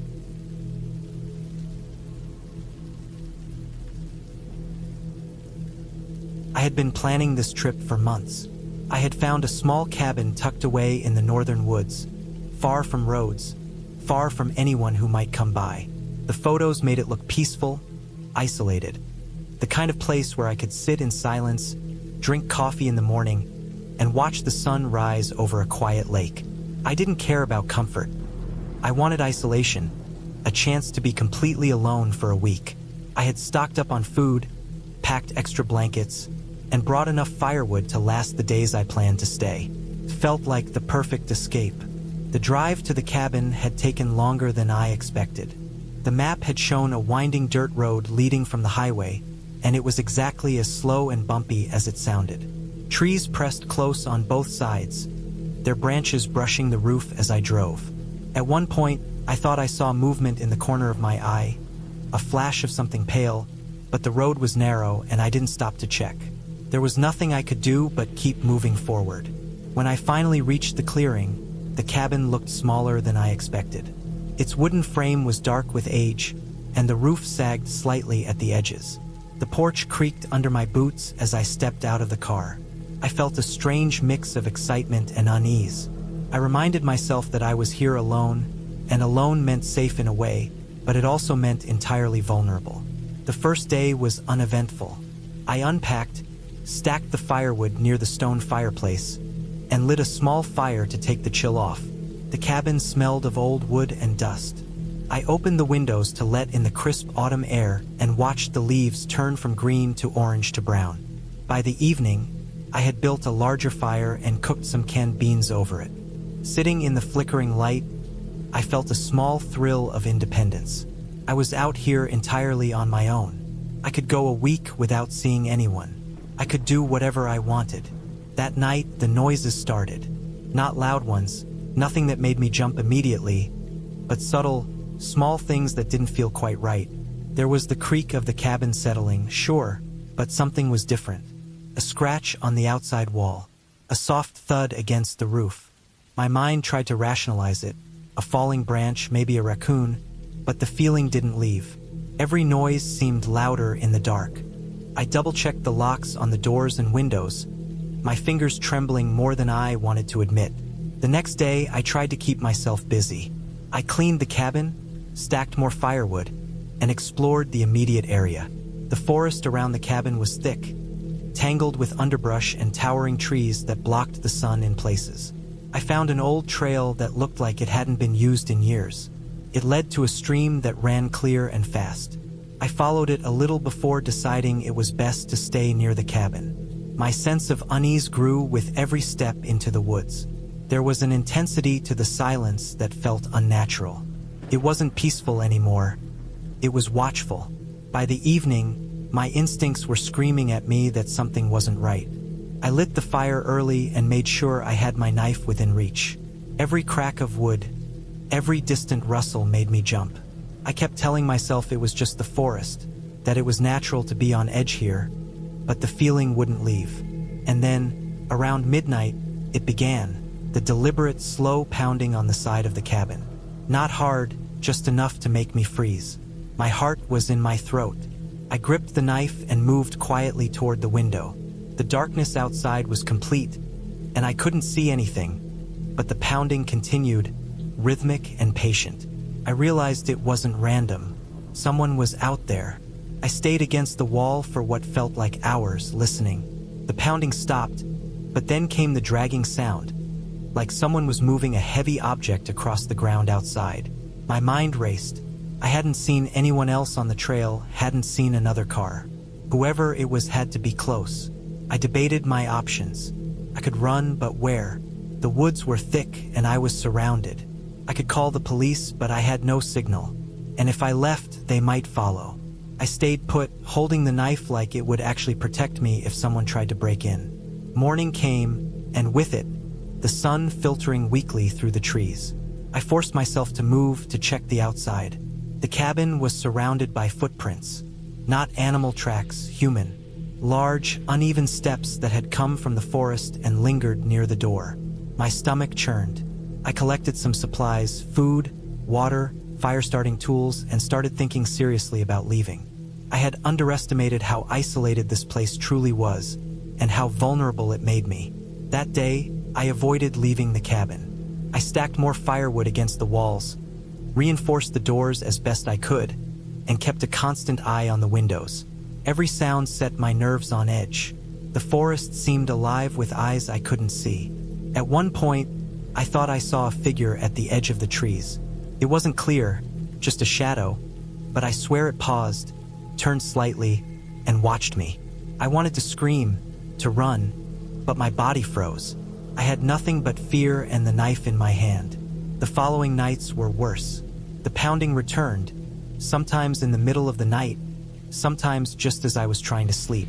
The figure in the trees came closer, or maybe it had been there all along. Couldn't tell.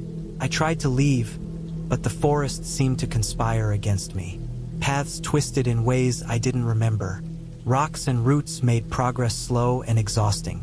By the third night, I realized that the only way to survive was to wait for the intruder to leave or make a break for it in daylight.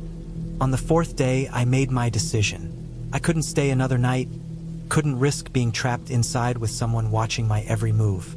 I packed a small bag with essentials and decided to move at dawn. The sky was a pale gray when I slipped out quietly. I hugged the edges of the trees, staying low, keeping the cabin behind me. I could feel it, the sense that someone was following just beyond sight. My legs ached, my lungs burned, but I forced myself onward. Hours later, I stumbled onto a logging road. It was narrow and overgrown, but clear enough that I could follow it. My heart pounded in my chest every time I thought I heard someone behind me, but I forced myself to keep moving. Eventually, I reached a larger road where I saw a car pass. I ran into the street, waving frantically, and the car stopped. The driver called the police, and within an hour, they had traced the area I came from. They found the cabin empty, with signs that someone had indeed been lurking around, leaving footprints and broken branches. The police told me that the area was known for transient people who sometimes camped illegally, waiting for isolated spots like mine to steal supplies or trap anyone foolish enough to stay alone. They had searched the area, but the intruder had vanished. The thought that someone could have been following me for days, watching me, hiding just beyond sight, made my skin crawl. In the end, I went home. I never went back to that cabin. I kept the story to myself at first, telling only close friends. I couldn't stop thinking about how easy it would have been for someone to hurt me, and how completely alone I had been. It took months to feel safe again in any isolated area.